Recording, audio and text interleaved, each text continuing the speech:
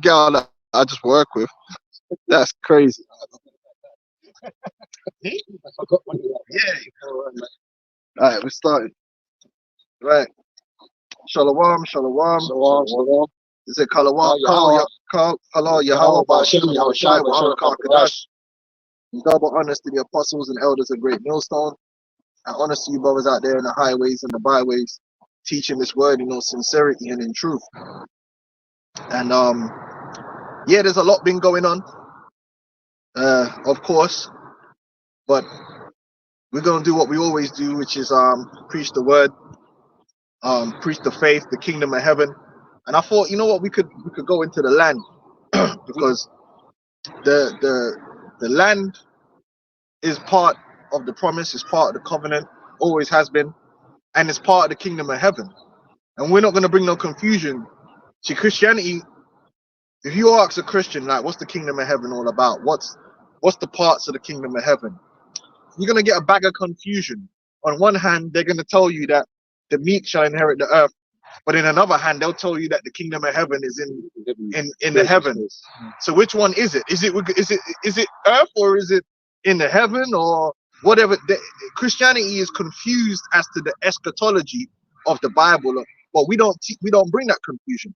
We'll teach you straight off the bat that the kingdom of heaven is the rulership of the Israelites, the sons of God, on earth, and the Israelites are going to be ruling from the Holy Land, which is the land of Israel. So we're going to go back to that land, and that's what the Messiah is going to do. Yeah. So let's get them precepts. You might have to kick it off with Abraham, the actual covenant with Abraham. Genesis, what is it? Is Genesis 17? I'm not sure. The covenant with Abraham regarding the land that you see, the Canaan. We'll get it anyway. We'll find that. Yeah, well, this is from Revelation chapter 5. We'll read from verse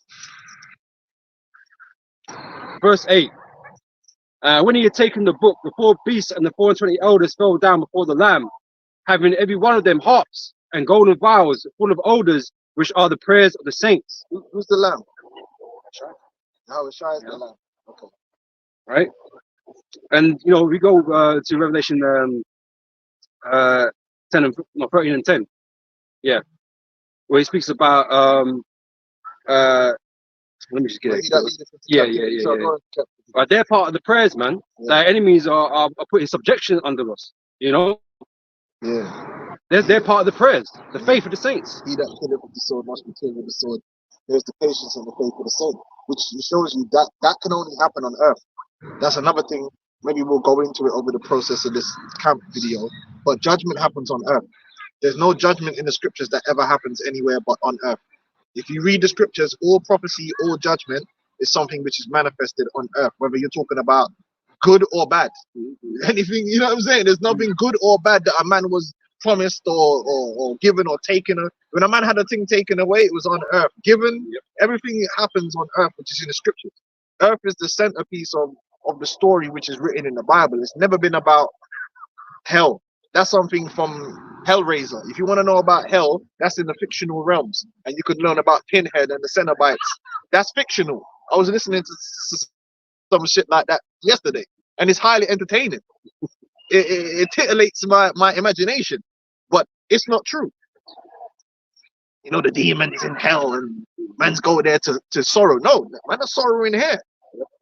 Man, hey, you see that father carrying his daughter with the yoke leaking out of a fucking skull, wailing and crying. He's understanding hell and judgment right there. You gonna tell that man that there's a hell? Yeah, he in hell right now. When your family's all under the rubble for real, and you pulling them out the rubble, and they looking like octopus blood. The way the man's legs ain't right. Yeah, that's hell. Hell is here on. This is where you experience pain and sorrow, hunger, famine, torture. Yeah. You know, beast tearing up people and burnings. Yeah. All in his flesh, because his flesh is made to feel. It's made to feel, you know. Like that Pinhead said, the pleasures that come with pain.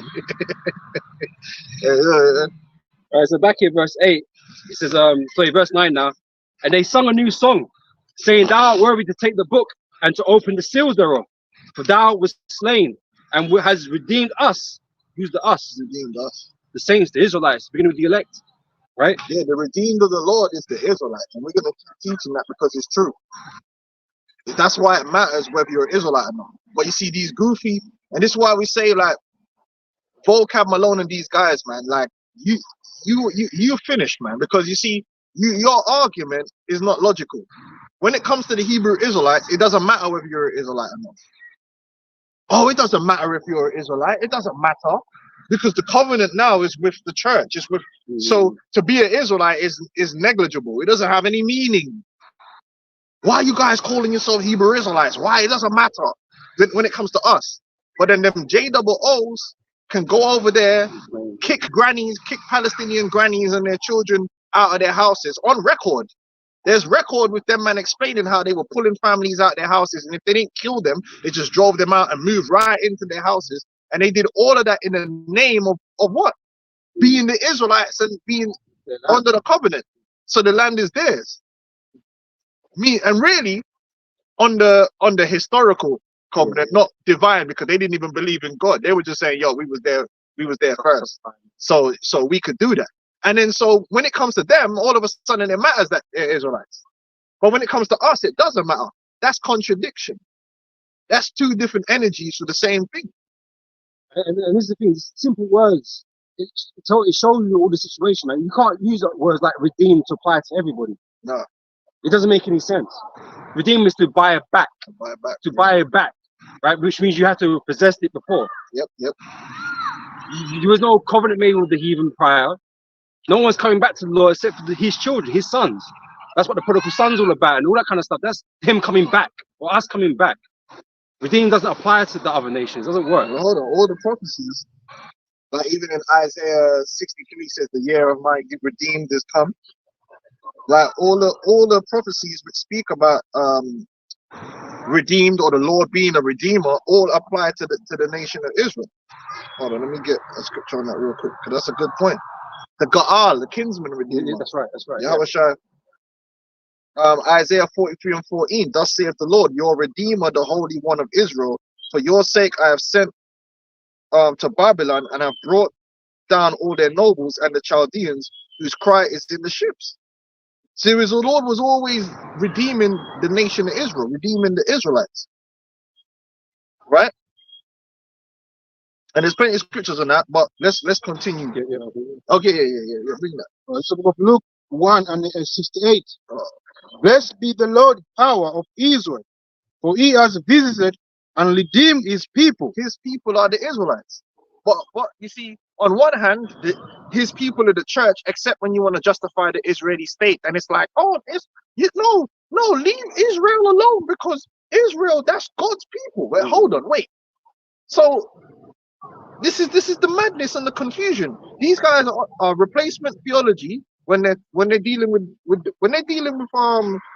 Israelites to try and demonize us. Then it's replacement theology. When they're trying to spread Christianity, it's replacement theology. Oh well, become a Christian because now the covenant is with the church. Join the church. But then when it comes to the Israeli state and the Zionists, you become a Zionist. All of a sudden now, you're dealing with God has a chosen people, and his chosen people is Israel, and they haven't been replaced because that's why they have entitlements. It's confusion. Which one is it? And the whole church thing, like which church? Because Christianity is a broad spectrum of all kinds of madness, right? Which church? Which church is the covenant been made with that you have to apply to be a part of? With us, if you don't understand, there's different camps of Israelites out there, but they're all Israelites. Yep. All Israel shall be saved. The scripture tells you that, right? It doesn't matter what the Israelites believe, whether they believe the Israelites or not. They're still going to be saved at some point. Because the covenant is for us. Well, the word church, it should really be congregation, and it was the called out, meaning the believers, the ones who are called out of the world, which is the elect. But these guys are confused. How can Christian Zionism and replacement theology live in the same house? It's crazy. How can the scripture? That's why the scripture can two walk together unless they agree. Those are two opposing. They're so opposing that according to the JOOs, replacement theology is actually a form of anti-Semitism. That's how bad it is. Look it up. Type in replacement theology or supersessionism, right? Because they had to change the term for it because, like I said, after World War II and the whole victimization thing to do with the 6 million, you know what's going on, they tried to say, oh, all that happened because of replacement theology. They blamed it on replacement theology. So then it became anti-Semitic to push it, even though that's what they do push. That's what they believe. That's why Vocab won't come out. He did one video on replacement theology and he aimed it at us, and that's it. And he doesn't want to deal with that when it comes to, well, did those people have the right to go and kill those people and steal their land in 1948 according to prophecy? He doesn't want to deal with it because if he has to deal with it, he has to talk about, do they have a right according to the covenant? And if he talks about the covenant, then he has to deal with the fact that if they're under the covenant, then what are you under then? Because there can't be two covenants. There can't be two covenant people. There can only be one. So they all messed up, man. Yep.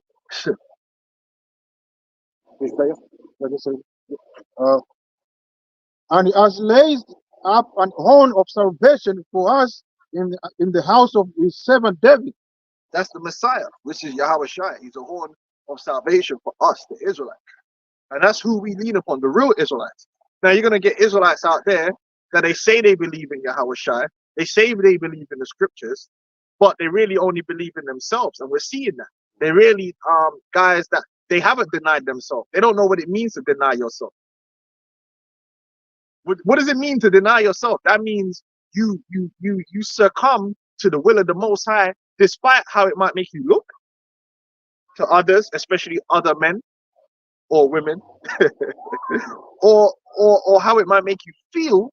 You bow and humble yourself to the will of Yahweh Shem Yahushai, which the word humble is part of the word humiliation. Now, what's one of the most humiliating things for a man to experience? Getting punked. That's humiliating. I've been there.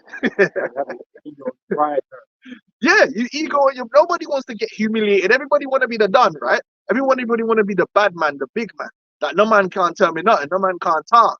But the reality is that being in this truth, there's situations where you trying to feed your ego is actually going against the spirit.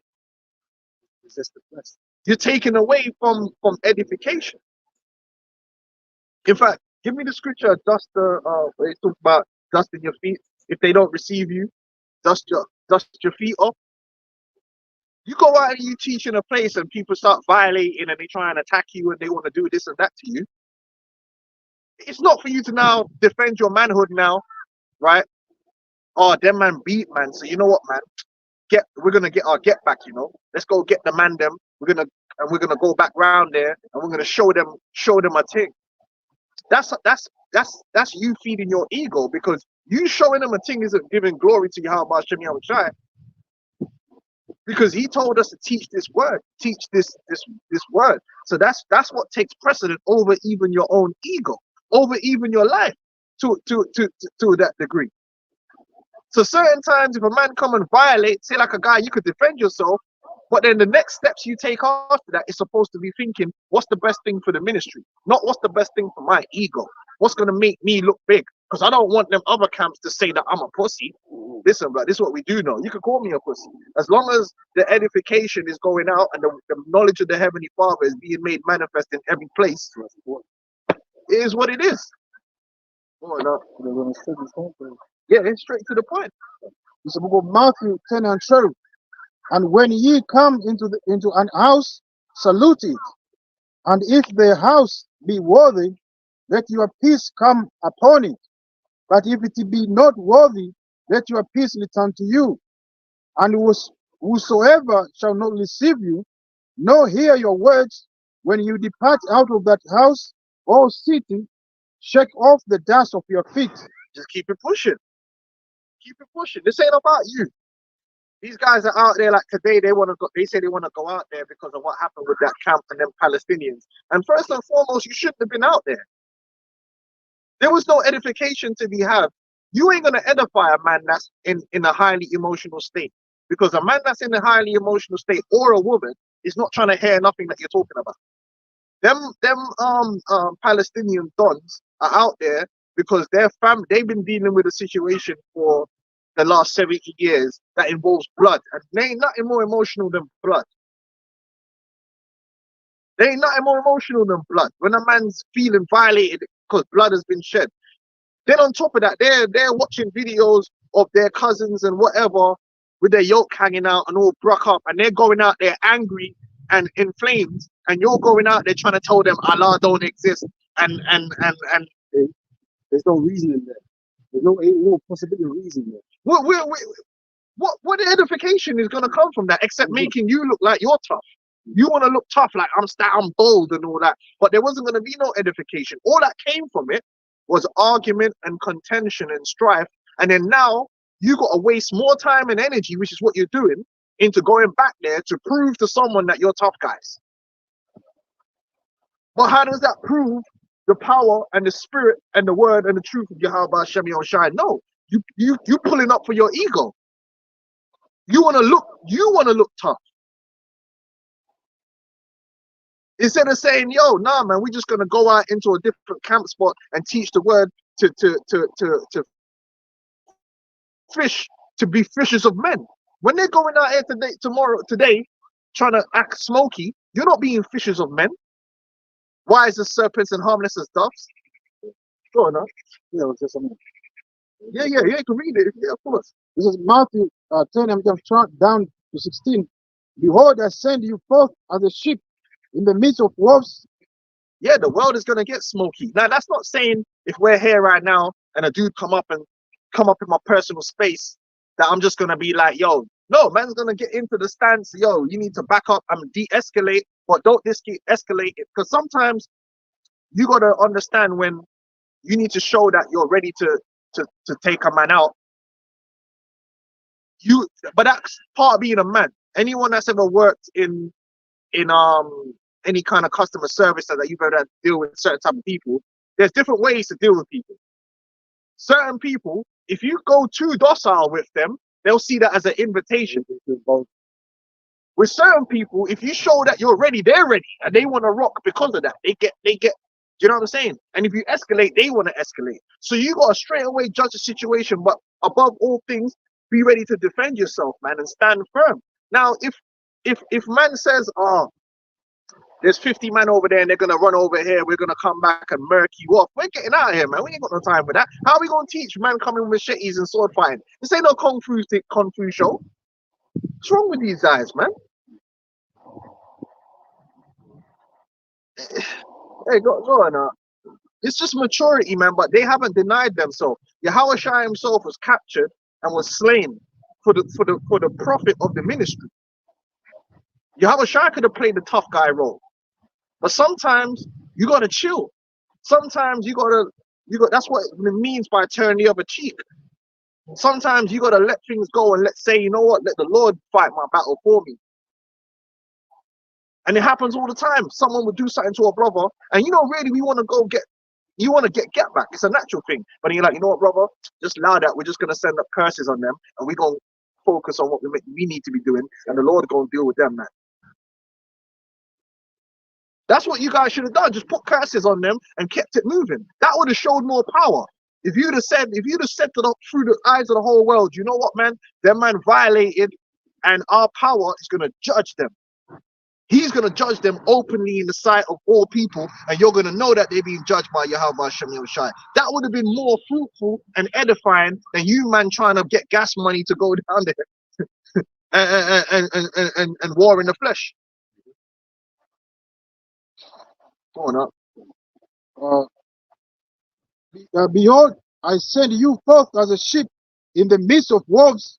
Be ye therefore wise as serpent and harmless as doves. How is it wise when people are emotionally inflamed to go out there and start cursing them out and adding to the fuel?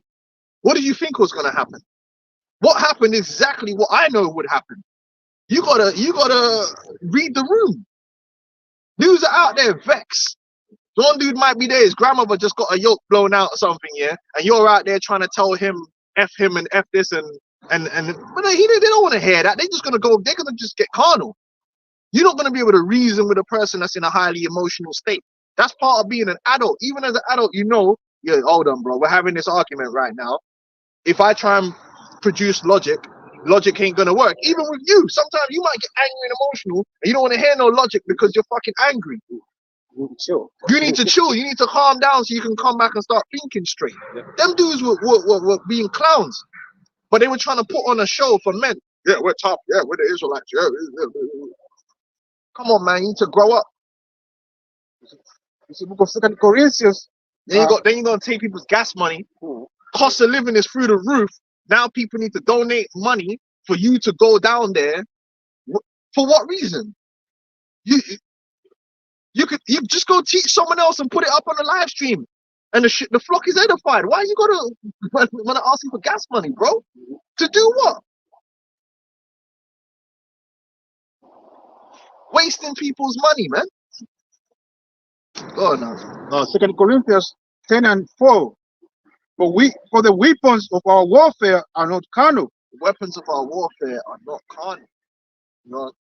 But might through Most High to the pulling down of strongholds, casting down imagination and every high things that exalteth itself against the knowledge of our power. Just bring out the knowledge of Yahweh Shem Yahushai.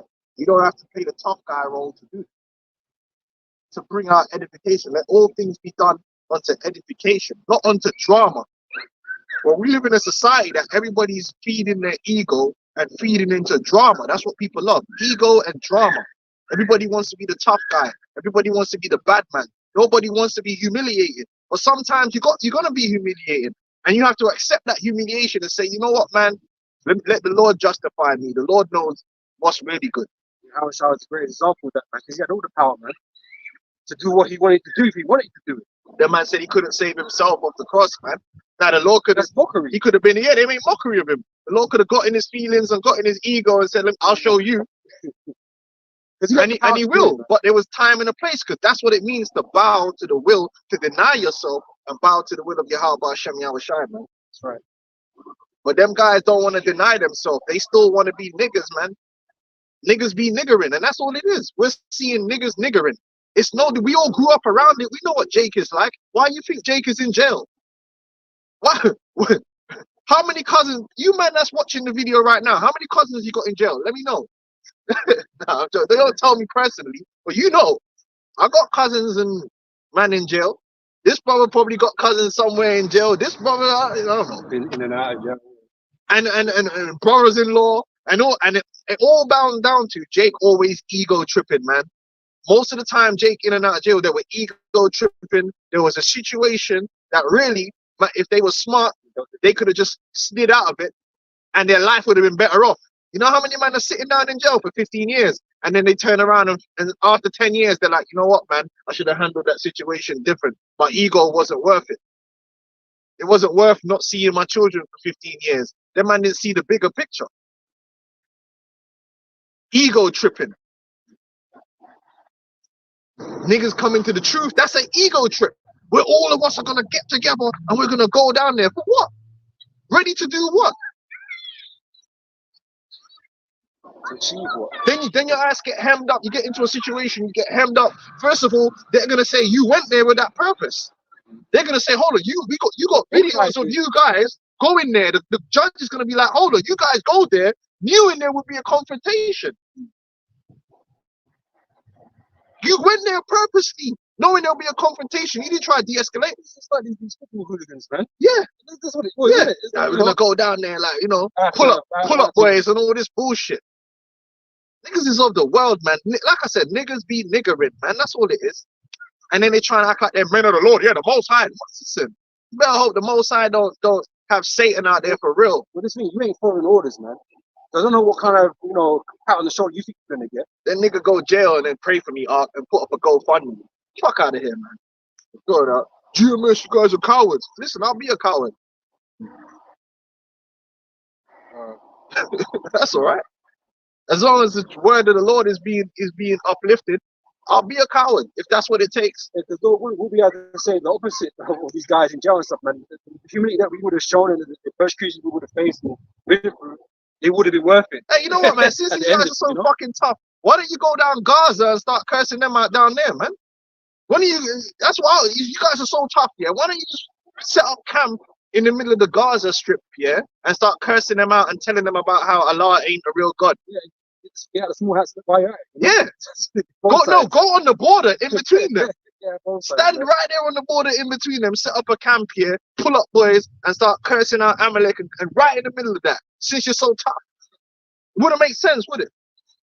Go on, man. Yeah, go on. 1 Peter 4:15 say, but let none of you suffer as a murderer, a thief, and evildoer, or as a busybody in other people's matters. Yet if anyone suffer as a anointed, let him not be ashamed, but let him glorify Most High in this matter. For the time has come for judgment to begin to the house of Most High. Them man are having their mad crazy protests. Them niggas, well, I'm gonna call them niggas, even though niggas be niggering. Them brothers that happened to could learn from that situation, take wisdom, and just move the camp out of the way, and then just teach the word. When them guys are finishing acting wild and all the foolishness they want to do, then you can go back to that spot if that's what you feel like you want to do. But which is more fruitful? Think about it. When you get locked up and you go jail because you did something stupid, were you gonna prophesy to the toilet bowl in jail? Man, I prophesy to the mice. Like, what's going on? Take the ego away, man. Go on, huh? Jump back to 2 Corinthians 10 and the 5. I may finish off. And bringing into captivity every thought to the obedience of a Mashiach. Yep. We're meant to be disciplined. Yep. This is the thing. This is what obedience is about: being disciplined. Okay, showing patience, because we know our enemies are over us right now. We know this. You know, Jakes that come against us, they're over us, man. We got no power to do with them. Listen, niggas get into beefs every day, man. You think it's something new? You see how them white boys got bashed up by them chairs? White chair. Yeah, the white chairs and that. Yeah, but what does that mean, though?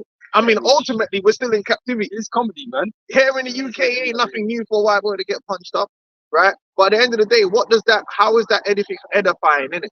Getting into fights and you, that doesn't prove to anyone that the scriptures is true or make anyone believe because you had a punch up or you had a scuffle, you got into the squabbles. Come on, man. Like, it's time for us to transcend niggerdom, man, and be men and have wisdom, true wisdom. What we're finding out is that a lot of you Negroes, and some of you even call yourself Israelites, are extremely fucking childish, man. Oh, you're broke. Like the other nigga, you broke. You broke. Money, get money. Get money. That's a very childish mentality. Everything's about money, or you're broke, or you pussy, you broke. That's the only two things a nigga thinks important: having money and acting like a tough guy. And both of those things ain't getting niggas nowhere. It's still here. You can have all the toughness and the money in this world, and you're still gonna be destroyed. So what? Let's keep it going. And when we finish on this tangent, we jump back into Revelation. And having in readiness to revenge all disobedience when your obedience is fulfilled. If that man really did violate like that, man, and you feel some kind of way about it, the time will come when we'll get revenge on all them nations, man. Mm-hmm. But now ain't the time for revenge. Now's the time for teaching the word, and our people are looking. There are people out there that's looking for understanding. Give them that understanding. Teach the word. Feed their souls, man. Not feed your ego. Because you want to look like you're the man. Maybe because you want to get some clout and get a couple of cats. It's that image. I want to keep that image in it. You know, badness. Yeah, yeah, it's badness. But we're in the truth now. We're meant to be in this truth, right? Yeah, the apostles got beat up. Apostle Gabal, I've heard multiple brothers show the apostles got beat like for teaching the words of the Lord. Yeah, they didn't go back to get back. They just said, yeah, they thanked Yahweh Shem Yahushua. What did they do? They carried on teaching. They didn't let that become everything. Oh, rah, you see that man, they beat me on a dog. You know what I'm saying? Oh, that man made me look like a pussy. Oh, no, I'm not having it. We need to get man over here and do. I said, yo, that man beat man. All right, but they can't stop this word. We're gonna just go teach. And they never let that be a thing that them man are just holding on to and make that, because when you're doing that, you're really making it about you. And you're not making it about the overall mission. You know what I'm saying? Your attention's been shifted. Yeah. You know? Just like these niggas that they have a problem with, they have an interaction with a brother, and now the whole ministry has to be put on hold so they could, because they're butthurt. And everything becomes about Great Millstone because they're hurt. This thing's bigger than us, man. It's bigger than you. Normal prayers, man. You know? It's bigger than all of this, man. Yeah, that's why sometimes with these buggers, I forgot they even bugged out. Like when I saw that Yakal guy in the UK, man, I forgot we even kicked that dude out. Because I don't really care. Listen, once you're gone, if they're in the spirit, there's something to be said about you, then there's something to be said. And then that's it. Like, I don't really, even certain dudes, I rebuke you, but I'm not going to sit there and constantly rebuke you now for the next 10 years because you said that GMS, you said this about me. So I'm going to always look for an opportunity to talk about you and talk bad about you. Nah, I'll go in the spirit. Like, if the spirit might want me to talk about something else that's edifying to the body, I'm going to talk about that. Or you might have an argument with your woman and then you come to camp and you just want to talk about women all day. But that might not be what the spirit's having feeding, you know? So then you got to go in the spirit, man. And we know brothers that were like that. Every time they get there, they just start cursing up. And it's only because they got a bunch of woman problems, man. Bro, this truth ain't about you. You know what I'm saying? Like, and them niggas is not teaching no more anyway. Right, I got this here from 2 Corinthians chapter 12, verse 9. I like this scripture, man. Paul, you know, the interaction between Paul and the Lord, you know, Apostle Paul is beautiful, man. So let's just start from here, verse 9. So he said unto me, my grace is sufficient for thee. Because Paul was dealing with issues, man, in the flesh and whatever, right? Ailments, yeah. Right? So if my strength is made perfect in weakness, right? It's what the Lord said to Paul. Right? We're not meant to appear strong. It's by the weak things the Lord is confounding the things that are strong. Yeah. Scripture says that, right? We're supposed to know this. So if we were made to look weak, then so be it. That's just what it is. And when the Lord comes, they're like, oh, they're gonna see our power. They know that our boldness wasn't in ourselves. Our boldness was in the Lord and His power. You niggas want to be bold in yourself, but then you talk about the Lord. You ain't out there for the Lord. You're out there to look bad for yourself. You want to look like bad man out there, bro. Keep that right. Man even got the van and painted the van. What a waste of time and money. What's wrong with these niggas, man? Says, most gladly, therefore, I will rather glory in my infirmities. This is Paul now, right? That the power of Yahushua may rest upon me. Therefore, I take pleasure in infirmities, in reproaches, in necessities, in persecutions. Yep. So if that's what you're deeming it to be, you persecuted that day, take it on the fucking chin, man. You know, a lot of guys fall out because they don't want to be in that humiliating position. You know, sometimes you're gonna have to face humiliation. It could be that you're down bad for money, or you're down bad because of your ailments, or you're down bad because you've had to be rebuked or cursed out. Some guy can't even take that humiliate because they don't want to be humiliated. That's why a lot of guys bug out. If they get publicly rebuked, then it's, oh no, I look bad. But well, just accept the rebuke and move on. Like, it can happen. You can say something wrong. You can do something wrong. But now you need to defend your ego, and then it just becomes a whole thing where it could have just been like, oh, Salakia, learn from it, which is the most important thing. Let the soul be fed and feed other souls. Nah, everything has to stop there, because it's like the scripture says, scandalizo, by and by he is offended. When the Bible says, blessed is he who is not offended in me, meaning scandalizo. Meaning you don't want to go through a scandal. You don't want to. You feel you don't deserve that. You don't want to take the low. You don't want to be on the down bad level certain times. Sometimes you're gonna be down bad. And this emotional reaction that you guys have, you see heaping coals upon yourselves, man. You're heaping more problems, more transgression. What happens if you go out there and get your ass and whoop now? I want to see if I catch you on the pay-per-view. You know what I'm saying? Go back home. Yeah, let PBC and the Zone do the fighting. UFC, make your time with that.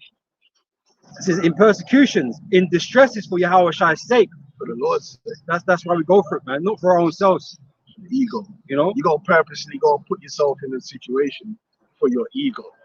You remember what Yahweh did for us, man. The humiliation that he went through. And that we're expected to walk in those very same steps, man, if need be, to give our lives for this thing, man. Now you're giving our enemies an opportunity to cast us out as just carnal people, man. that troublemakers. When they shouldn't have nothing to say to us about us in that regard. Yeah, should be blameless. You out there, people are flipping inflamed because their mother got their head back bust out, and you feel the need to be there to inflame the situation. For what? We on a medal? It says, for when I am weak, it's Paul now, when I am weak, then I am strong. Because your faith is being tested, man. Yeah. You're being fortified in the spirit, going through these things. Your humility is being tested. Your humility is being tested, man. How much humiliation are you willing to take if it means that the word be promoted or the word be true? Suffer for righteousness, man. That's why the Lord says sometimes you have to turn the other cheek, man. Man, you hit the one cheek, sometimes you got to take the other cheek, man. Because sometimes going in an all-out war to defend your ego just doesn't end anywhere good anyway. Doesn't end nowhere good. It could just carry on and escalate and escalate and escalate, and ain't nobody got time with that. We had a situation, your brother will tell you, outside my yard, like with some neighbors on some smoky business. Now we could have took it to the furthest extent, and then what good would that have done? Then this brother's locked up, I'm locked up in a war. Next man are pulling up in vans and kids will be stressed and shit. Nah, we just de-escalated it, deaded it off, put curses on them, and now them men are holding their side, we're holding our side, and we're here teaching the word, and there's no interruption in the flow of the spirit. It's just wisdom. Not worried about them, man, what they think. Hey, when the time comes, the Lord is going to really show them what I want. Big men out here, you ain't going to see us fighting for nobody, man, unless it's self-defense in that moment, man. Yeah, but it's truth, man. Then it's an Ngannou setting. They say we're locked in the spiritual fight, man. Yeah. That's the fight we're concentrating on. Brothers need prayer. Well, you brothers should have just started praying, man. That's what you need to be doing. Praying for brothers, man. Praying for brothers to have wisdom and praying for brothers to have protection, man. That's what you should be doing, man. Instead of going down there, the support them brothers needed was prayer for some wisdom. That's what they needed. Some spiritual shekels, man. That's what they needed. They need to go down there in a van. Anyway, go ahead. Back in Revelation here, chapter 5. I'll read from verse 9 again. So, and they sung a new song, saying, Thou art worthy to take the book and to open the seals thereof, for thou wast slain and hast redeemed us to the Most High by thy blood of every kindred and tongue and people and nation. Right, through Yahweh's blood, we have forgiveness of sins. You know, we become blameless, become pure, so the Lord can receive us. We become holy again. And that's talking about us, the Israelites. Go on. And has made us unto our power kings and priests. What did the scripture say? The Lord is going to make us a kingdom of priests. Yep. We're going to be kings because that's what we always was meant to be. What was said unto Abraham. Can we get that blessing, Baba Kasha? Because we always got to go back to the root of the thing, which is the blessing to Abraham. When he said unto Abraham, kings shall come from thee, he wasn't talking about random kings. He was talking about the Israelites. Because the Israelites are the kings of the earth. The rightful royal rulers over all people. That's the Israelites. You know? That don't mean we're going to be out here trying to get crackers to kiss our feet and all that. That don't mean nothing. How am I going to get some random cracker to kiss my feet? No, listen, man, you can get a white girl to suck your dick, man. I don't mean to be crude, but what does that mean? You think it's deep that, like, yo, like, what have you done? You think that's oh yeah, so we got this white person to kiss our feet, bro? You're in slavery, then you go work the next day. Like, you've not done anything. That's not edifying, man. That's just theatrics. Ego again. Ego tripping, man. Ego is yeah. But to me, like I said, tomorrow on the plantation again. Next day you're in plantation, man. It's crazy, man. You're trying to act like you did something. Was that temporary it's foolishness, man. Gratification.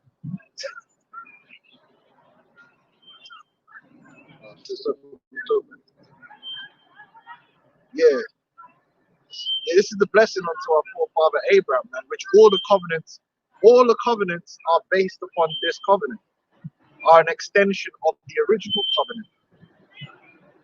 And they don't break the original covenant. Nothing, the new covenant does not go against or break what was already written in the old covenant, but rather it fulfills it more perfectly. It's improved. This is the book of Genesis 17, and I'm starting from the top.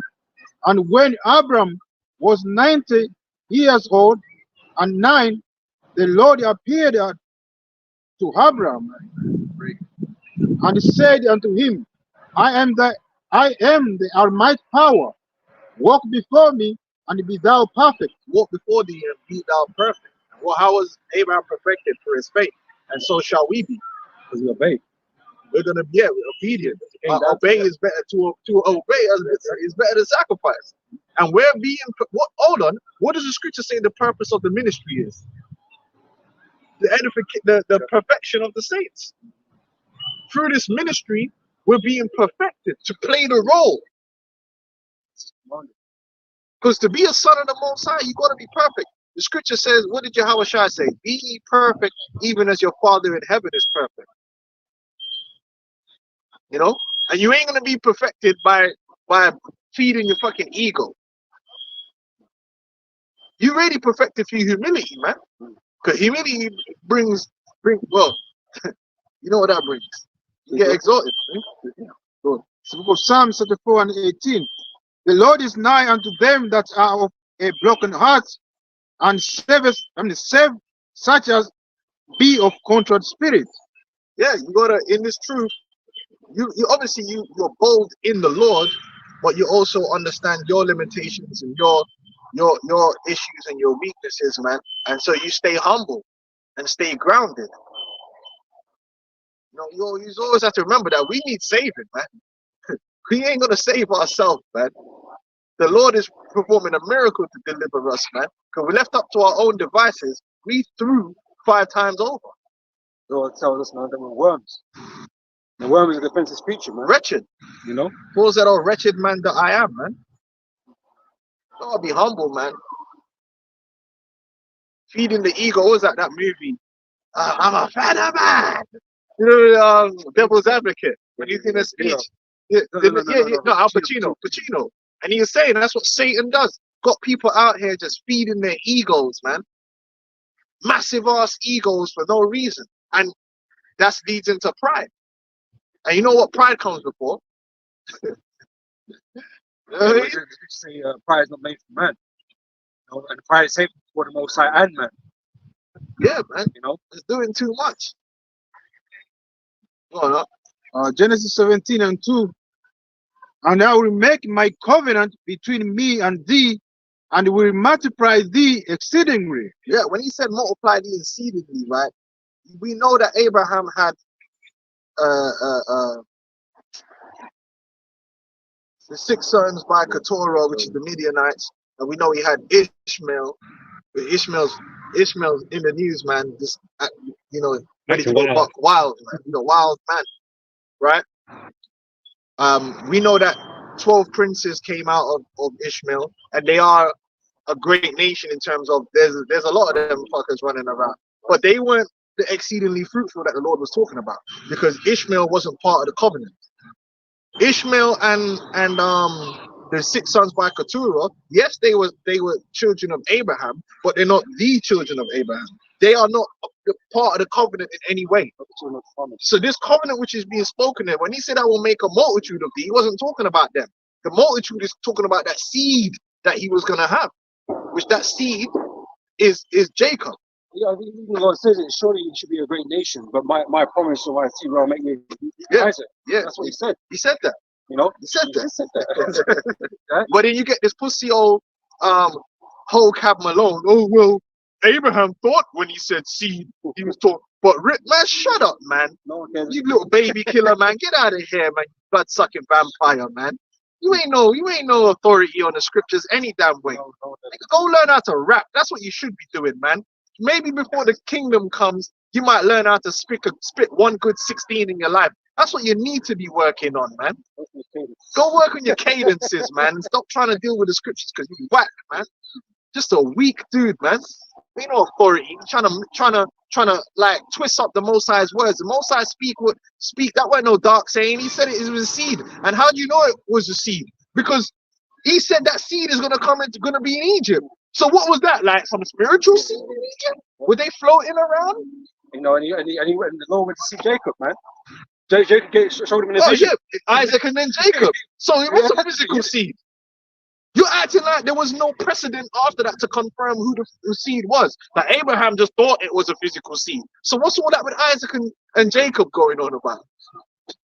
You know, but you know what? We know what it is, man. You're just Satan, and your job is to deceive and to lie and be fraudulent and to be proud and then just to be destroyed. But pray you don't end up on my plantation, man, because you won't get the full measure. You best believe. You ain't gonna get no more, and you ain't gonna get no less. You're gonna get the full measure. Whatever the will of the Most High is, just pray you don't end up on my plantation, man. Because I hate you, man, with a perfect hatred for real. You scum, man. We're gonna have to take it out on you, man. And Abram fell on his face, and the Most High talked with him, saying, As for me, behold, my covenant is with thee, and thou shalt be a father of many nations. Right? What does the scripture say? The many nations is talking about Israel. Israel is a nation and a company of nations. This whole speech here, it ain't got nothing to do with no one else but the seed of Israel. That's why they used to make us sing a song when I was in school. They said, Father Abraham had many sons. They used to sing that, didn't they? Many sons had Father Abraham. I am one of them. Yeah, but that applied to us because we actually were Israelites. But they got these heathens out there singing it, man. The sons, the children of Abraham is only the seed of Israel. Ishmael ain't of the seed of Abraham. Ishmael's on his own. He's passed out. He's passed away. He's just out there, man. He's a loose seed, man. That dude's a miscellaneous, man. You know what I mean? In the misc folder. You know what I mean? Just peak. Randomized, man. Mix. You know what they call it? Oh, go on. Neither shall thy name any more be called Abram, but thy name shall be Abraham. For a father of many nations have I made thee, and I will make thee exceedingly fruitful. Again, that's the Israelites, because the scripture said the Israelites are going to be as the sign of the seed. All right? That's talking about Israel. That's how Abraham became fruitful.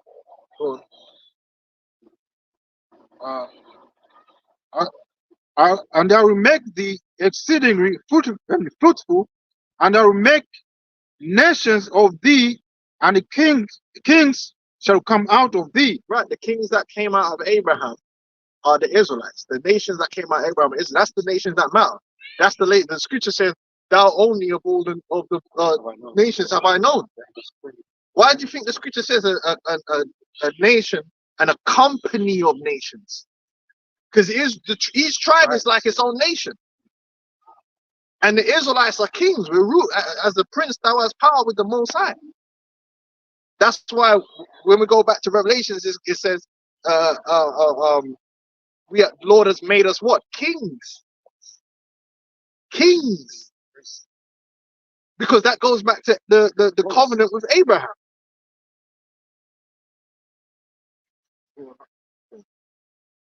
And the kings shall come out of thee, and I will establish my covenant between me and thee and thy seed after thee. And that's why those kings came out of Isaac. That came onto Isaac, because the same covenant was passed on to Isaac and then onto Jacob and rested on the 12 tribes.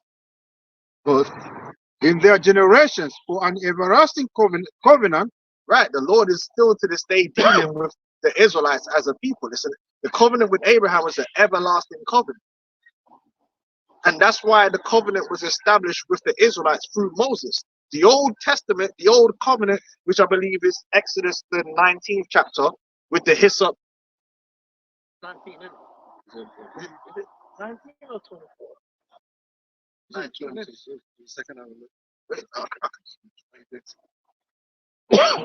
I always like that part of my brain just doesn't interact, man. I think it's Exodus 19. It's either Exodus 19 or Exodus 24. Where Moses got the hyssop.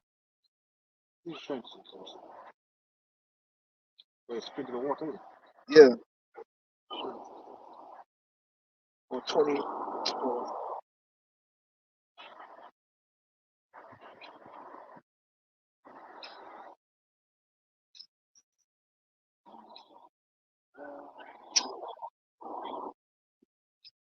Damn. I always not know where the scripture is, and then I find it, and then I forget all the time. Okay. Yeah, that's the flesh, man. The flesh is wild, man. Hey, Exodus. So it's just it might not be blood. It might not be hyssop, but it was yeah, it's 24. I know it's 19 or 24. So I got, you see, I'm improving. I'm improving. So now I just need to get the 19 out of my mind. Yeah, let me read it. I knew it was 19 or 24. So there's hope for me still. Exodus 24. This is where you get the covenant which was made between the Israelites and the Most High, which is mediated through Moses. Now that covenant didn't just come out of nowhere. It didn't just get plucked out of the ether. The reason the Lord was making that covenant with the Israelites was because of the covenant which was made with Abraham, Isaac, and Jacob. And then so this covenant was meant to fulfill the previous covenant. So we go into Exodus 24, and most Christians don't know this. They think the Old Testament is the series of books. No, the Old Testament writings, these were writings that were written through the period of time from Moses up until the time of Yahushua would be considered the Old Testament, when in reality they used to call it the law and the prophets, right? But the Old Testament, the actual Testament covenant, is recorded in Exodus 24, and it's this Exodus 24. And well, I'll read it real quick. We've got time. And he said unto Moses, come up unto the Lord, thou and Aaron, Nadab and Abihu, and the 70 of the elders of Israel, right? So there weren't none of that mixed multitude. But the mixed multitude were slaves, right? And servants, man. The Lord never made a covenant with the mixed multitude that came out with the Israelites out of Egypt. They were numbered with the cattle. They weren't numbered with the nation of Israel. Neither did they receive inheritance with the Israelites. They lived among us on our inheritance, on our land. They weren't allowed in the court of Israel or the court of the women. They were the outer court. Just like they're going to be the outer court again in the kingdom of heaven. Yeah, we own their labor, you know. Any children they have, we own them too. And yeah, the heathen are going to pray to Yahweh Hashem Yahushua in the kingdom. Well, who else is there? What you talking? There ain't going to be no idolatry in the kingdom of heaven. This thing was never about who was going to. Hey, listen, even today, if a heathen want to worship the Most High, that don't mean you're going to be delivered, though. If you're actual heathen, it doesn't change anything. You're going into slavery. Like Balaam knew that. Yeah, he said, that my latter end would be like that. Yes. And it wasn't going to be like that. Yeah, but what about Ruth? The Lord gave him vision, so. But what about Ruth? What about Ruth? She be alright. She gonna be alright, man. It's you're the one bugging. What? So just because she's not an Israelite, that don't mean what? What does that mean? She might get a good little spot, man. You know what I mean? Like good enough for her. What are you worried about? Was it Rahab? Yeah. It's the same as that. She had a nice little spot. Yeah. But she weren't an Israelite. So what's your guys' problem? You know?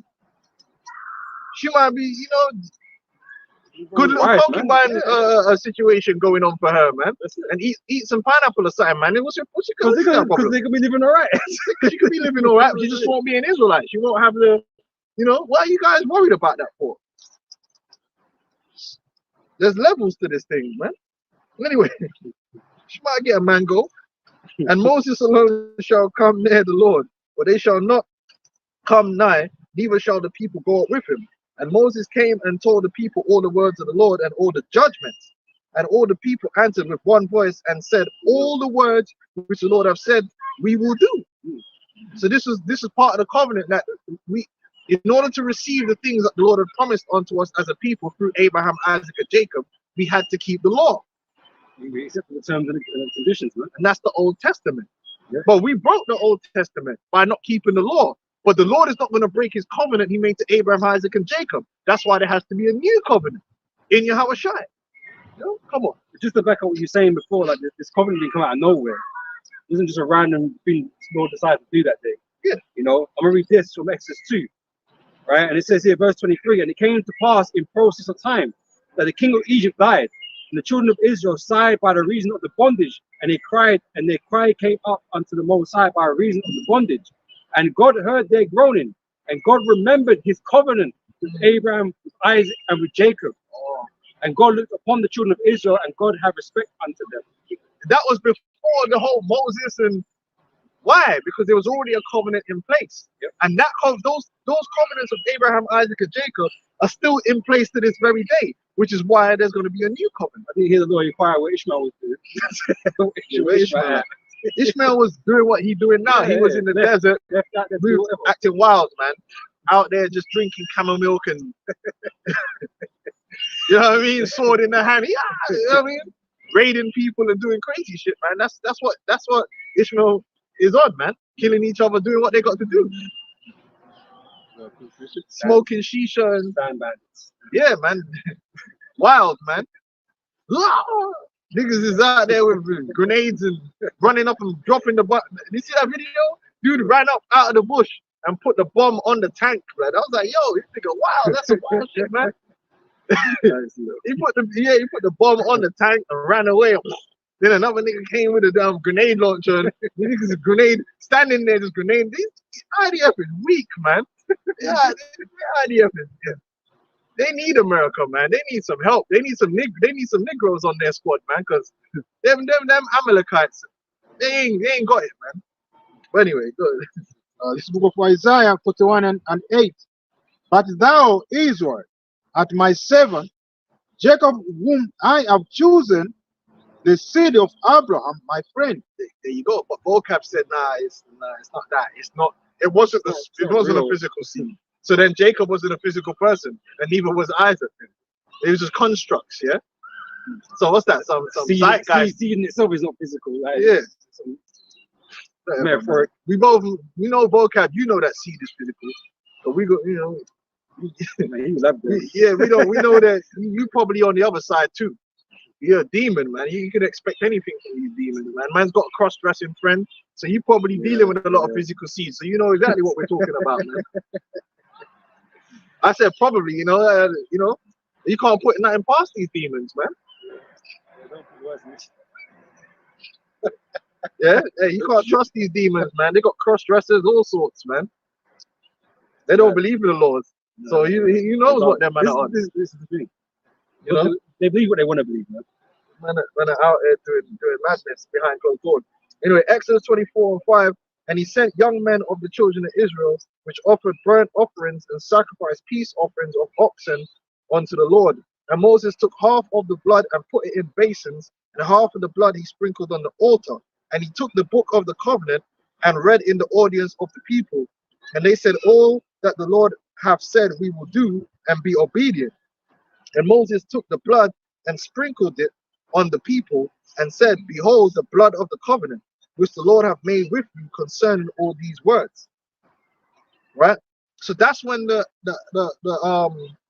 actual Old Testament was done. When they said, oh, cursed be he that keepeth not all the words of this law, and the people said yes and all that. That's when that covenant was made, man.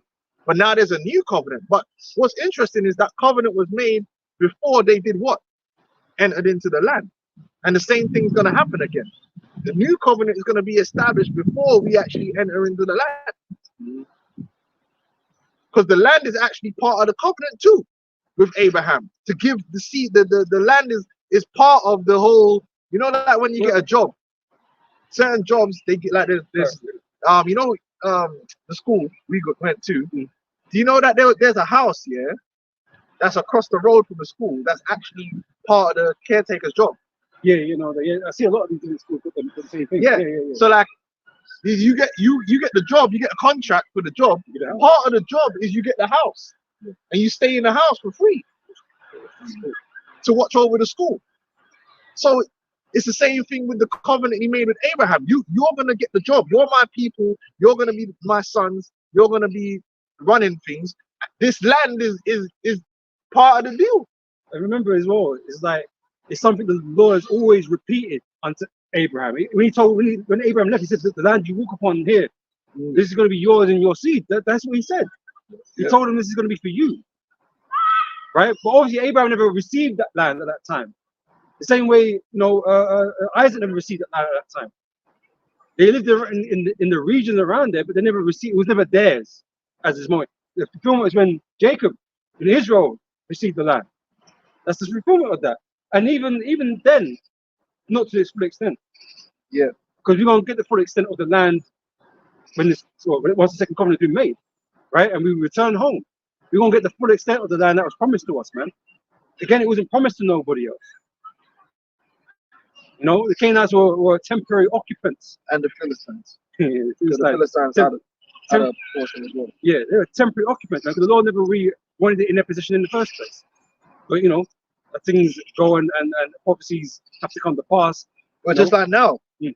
And that's why you go, everything you've seen happening in the Middle East right now is the process of the Lord destroying the heathen out of the land. And they're destroying each other, which is what's going to happen. They're going to destroy themselves out of the land. And that goes into Wisdom of Solomon, the 12th chapter, where the Lord said he took them out to put in a worthy colony of God's children.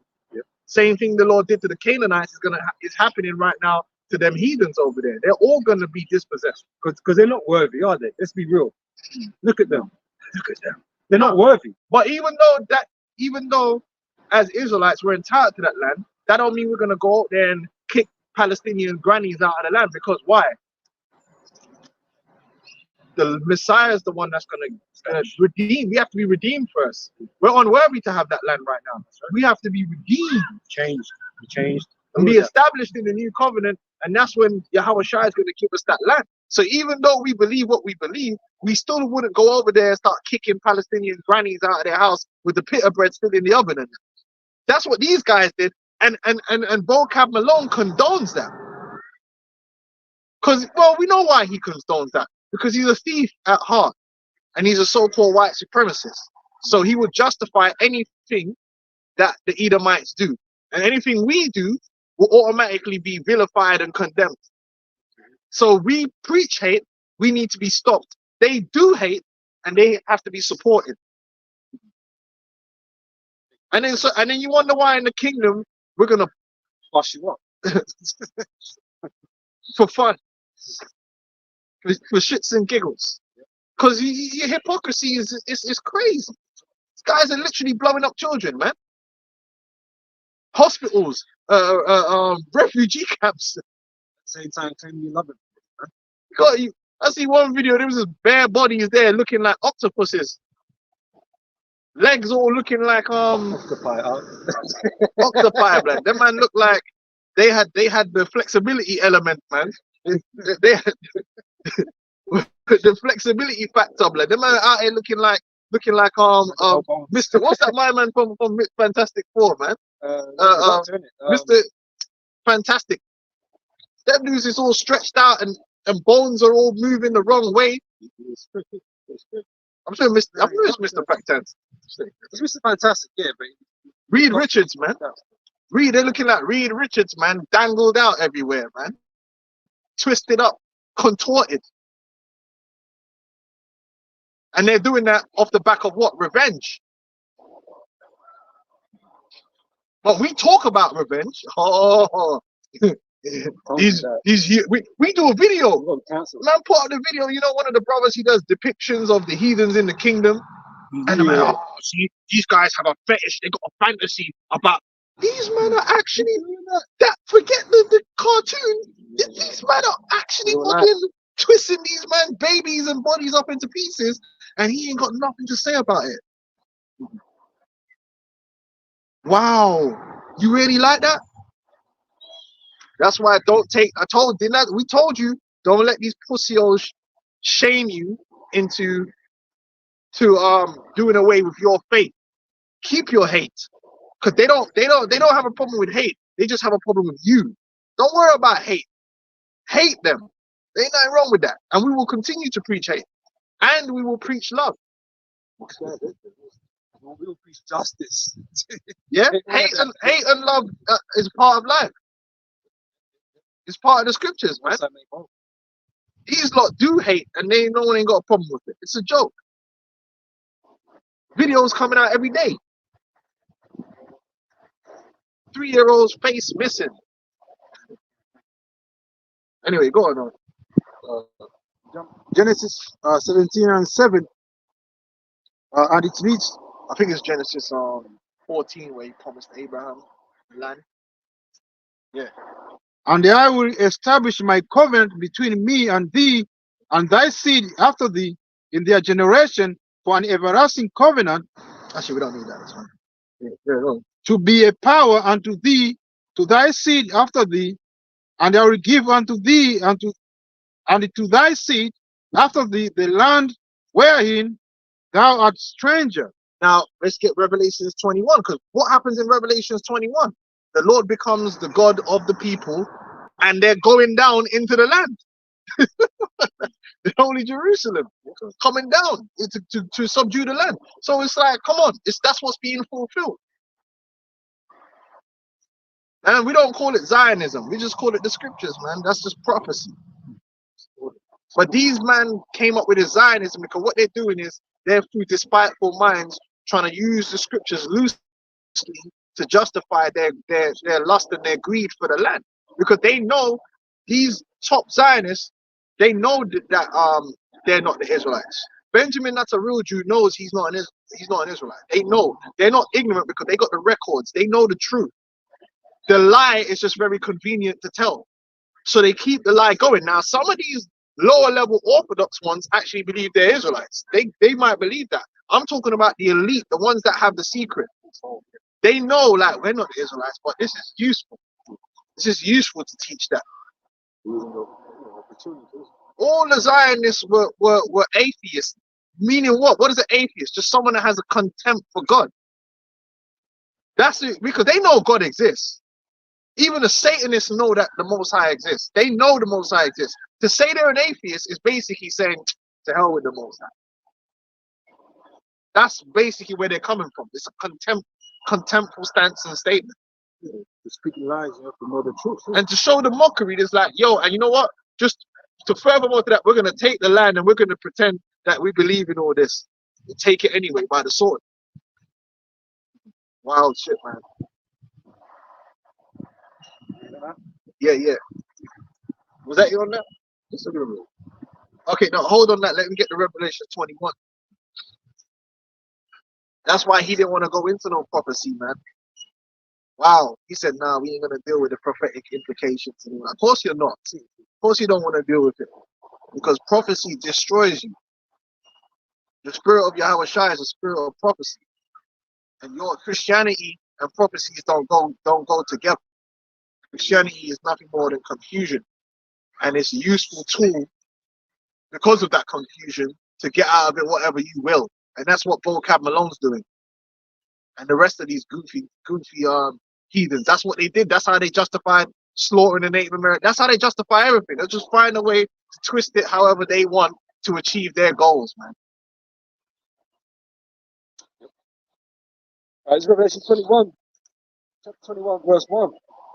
It says, and I saw a new heaven and a new earth, which is a new era, essentially, right? A new age. World order. Yeah, that's exactly what it is, right? Because this world is going to come to an end. This age that we live in, this aeon. Okay? So we're going to have everything's going to be new, refreshed, right? Kainos, right? But the first heaven and the first earth were passed away, and there was no more sea. And I, John, saw the holy city, New Jerusalem, again refreshed. Yeah. Right? Who's that? That's the people. Yeah. Yep. That's the Israelites, man. We're gonna be with the Lord in the air, and then we're gonna come back down to earth. The earth is where it's at, man. Listen, earth is where it's at. This is where we wanna be. Even Nate Dogg said it. It's where you know, he in the kingdom right now. He ready to come back down here in his right mind, so that you can enjoy the lemons, the mangoes, the limes. Yeah. This world is I done. I heard the brother Napash playing that. People forget that this world is I done. This world was designed to be a habitat for us to reap the benefits, for the eyes, for every one of our senses, yeah, to experience, yeah, the smells that brothers be getting into, the perfumes, the aromatherapies, yeah, to smell the smells of the apothecary, man. We was meant to taste, you know, the sweets, the bitters, the what's that tomato one they call it? That tomato taste. It's like not sweet, not bitter, not sour. Yeah, yeah. We was meant to taste all of that, right? We was meant to feel and to touch and experience the goodness that this earth has to offer. To see the animals, the trees, even the trees, you know, man, like the wind blowing through your hair, all these things the Lord put here. It was I done. It's paradise. There's so many things you can enjoy in this world, but it was turned to death through our disobedience and our own evil and sin. But we're gonna come back down here to live it up on earth, man, to drink the finest of the wines and the spirits, and to enjoy the things, the simple things that's in this world that are amazing, man. The flocks of the birds, to watch the movements of the flocks of the birds, the dancing, the movement of the ants. So much beautiful things and beautiful treasures there are in this world for us to enjoy, rather than to toil and to suffer. You understand? This is what it is. So we're gonna come back down here to have and enjoy all of that, man. You just believe it. And the punani, the premium punani. Anybody say we ain't gonna have sex in the kingdom? That one must be some body, man. We don't know about that, man. I must get some punani in the kingdom. You're mad, premium punani. What's wrong with these man? Can you believe it? Man, how man getting punani in hell, but you can't get punani in heaven, man? What's going on, son?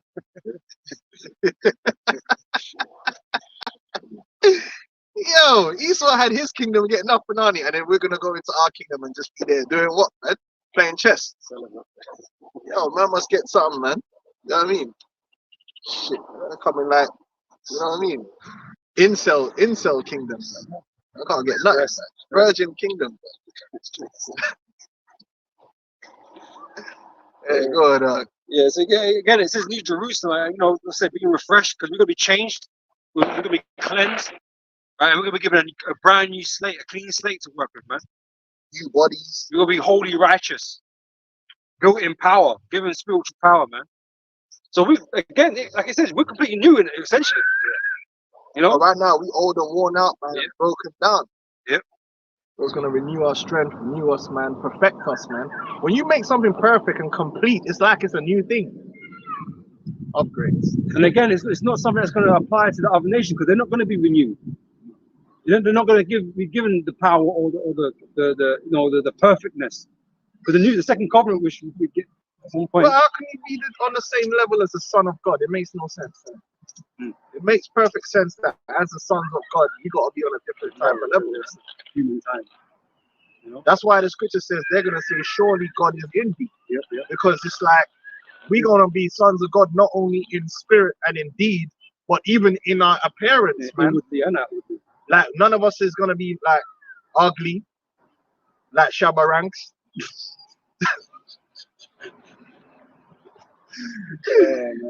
You know what I'm saying? You know, we're going to be without blemish, man. You know, man's got a cleft palate and all this kind of crazy shit, Down syndrome, and you know what I mean? We're gonna be perfect, man, in variety too. You don't have to look the same, but We're gonna be perfect in the way we are, man. You know what I'm saying? Because we're the sons of God. Say comely, you know. And that's what's being manifested. Like right now, the scripture says, right now it doesn't appear what we shall be, but when he comes, we shall be as he is. So we're going to be on a whole different level, man. We're not going to be on this lowly level. So man are going to be able to know. That's why there's not going to be no argument about who the people of the Lord are in the kingdom of heaven. Because man's going to see us. We're going to be out here like supermen. You're going to know, yeah, them man are different out here. Them man are the peak levels that's necessary. Our women are all going to be beautiful. All of them. Different varieties of beauty, man. Perfect. Yeah, because we're not looking at that right now, man. Nah, man, it's they used to sing songs about our women and how beautiful they were and that, right? Not now. Oh, not now. Yeah, this ugly one. It's bent out of shape. None of us are gonna be obese and diseased, gout, and you know what I mean? Just mash up out here, man. Gout, leg looking like you got a trotter. Yeah, man, bare ailments, man. We got to be dealing with sickness and all that kind of stuff. It's gonna be done, and we're not gonna have that, man. We're gonna be wise. There ain't gonna be no fools amongst us. There ain't gonna be no childlike Israelites, grown baby boys, basically. Baby boys with fringes, running around here, acting crazy. Yeah, go on, man. This is the book of Isaiah 62 and about 3. It says, thou shalt also be a crown of glory in the hand of the Lord. Yep. And the loyal diadem. The glory begins with our spirit, because we're going to be holy and pure in righteousness. But it also goes into the way we're going to be looking, the way we're going to be dressed, like in terms of the quality of the garments we're going to be wearing, because we're going to get the first fruits and the A grade of everything. We're not going to be rolling around with a cheap version of everything like how we do now, and it's long. I hate having to get. You know what I mean?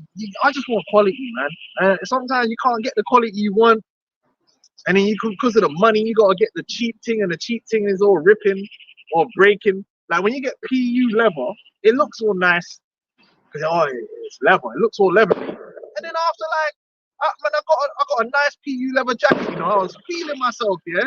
You know, even though I got a bit fat for it. Anyway, it was a nice PU leather jacket, right? But I hardly wore the thing because you know you barely go anywhere, right?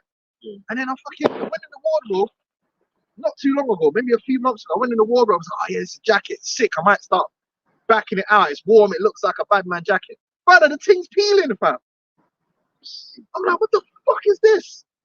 And it cost me too. But really, that's why you got to spend the extra £100, £200 and get the real leather. Because if it was real leather, it wouldn't be peeling. But when you're down bad and you're the poor, you ain't gonna, you know, or you don't want to wait, you know, you don't want to save up, so you just buy the cheap thing. But them elites that's living in the royal status, but the only thing that man wear is quality. Even the normal t-shirt, boring ass t-shirt they'll wear might cost them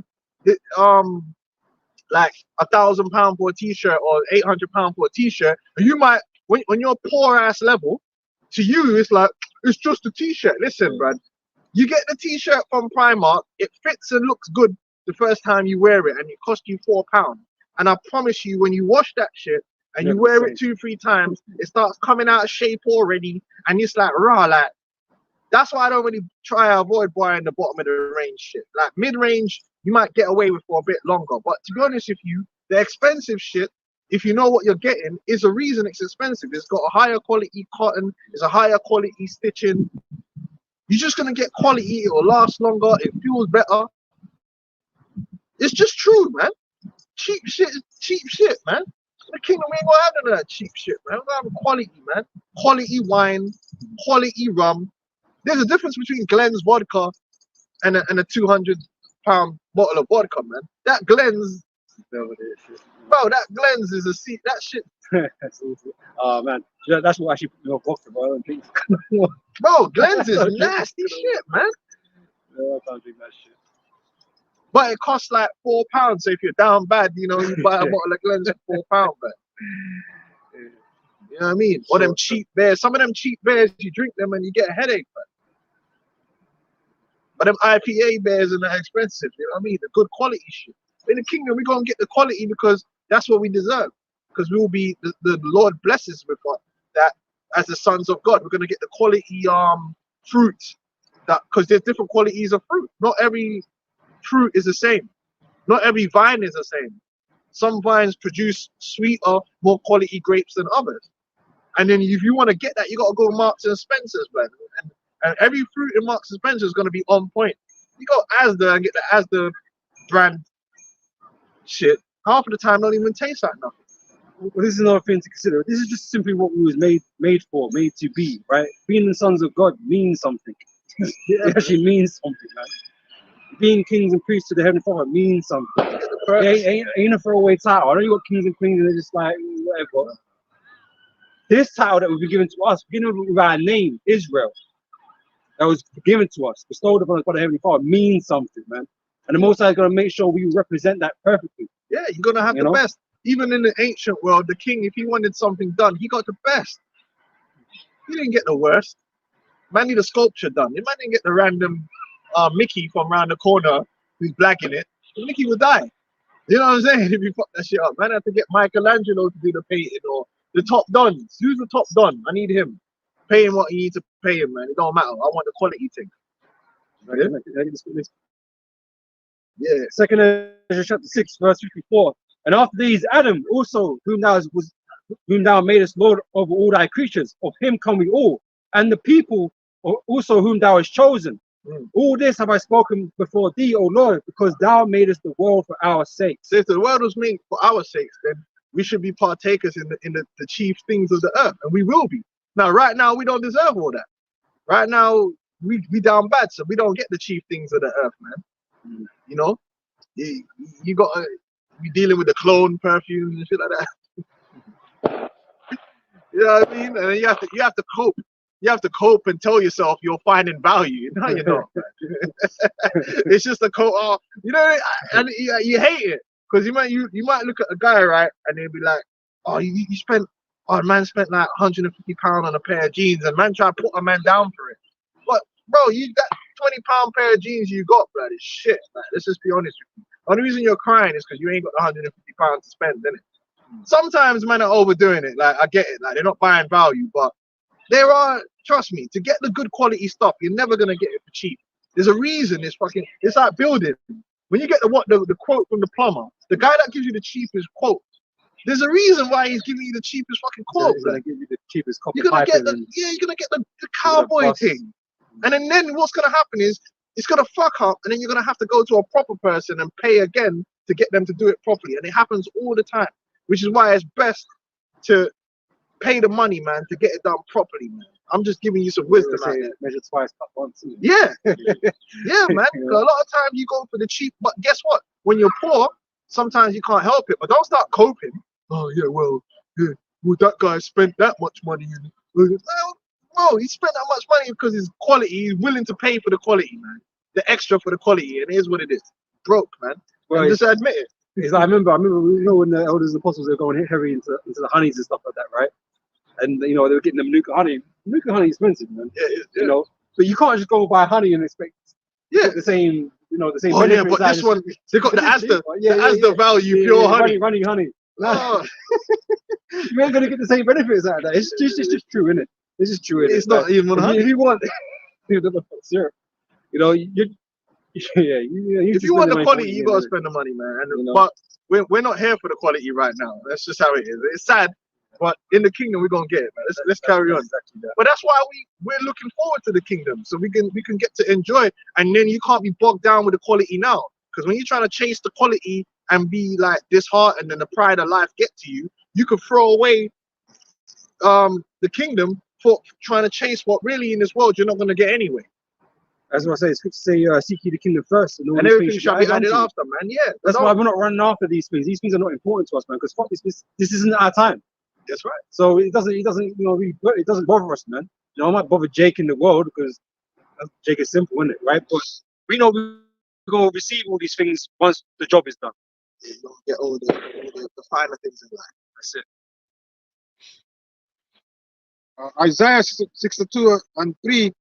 Thou shalt also be a crown of glory in the hand of the Lord, and a loyal diadem in the hand of thy power.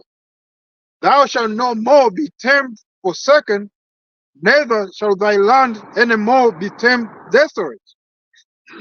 But thou shalt be called Ephzibah, and thy land Beulah, for the Lord delighteth in thee, and thy land shall be merry. Yeah, man, we're gonna go back into the land. We're gonna get good weather. You know what I'm saying? And everything's gonna be blessed, man. That's how it should be, man. And it's all gonna be because of Yahweh Shai and the word of Yahweh Hashem Shai, and not because of us and our own ego that these men are trying to push and our own will. It's because it was the will of the Lord, man. And there's a humility that comes with that. You know, the Lord gifted us this great calling. We didn't call ourselves. The Lord called us to it, gave it to us as a gift. And it's the number one gift, and it's the gift that keeps on giving. You know what I'm saying? Well, eternity, right? Eternally. What could you ask for? Nothing. Most High covered everything, man. Yeah, man, to seek out. And you know, a lot of people, they're so simple, man. Listen, man, when you're living forever, but that means you could take your time to search out so many different things, man. And take your time with it too. When you're an immortal, you don't need to rush, man. We're mortal, so everything's long, and you rush and you ain't got enough time. Man, in the kingdom, you can spend like 10,000 years just perfecting how to paint portraits, man. You know what I mean, you know what I'm saying? Like, Do that cookie recipe right, you know? yeah, do what you want, man. Just take your time with it, man. Time ain't an issue for an immortal. Anyway, go on. Back in Revelation 21, verse 2. And I, John, saw the holy city, New Jerusalem, coming down from God out of heaven, prepared as a bride adorned for her husband.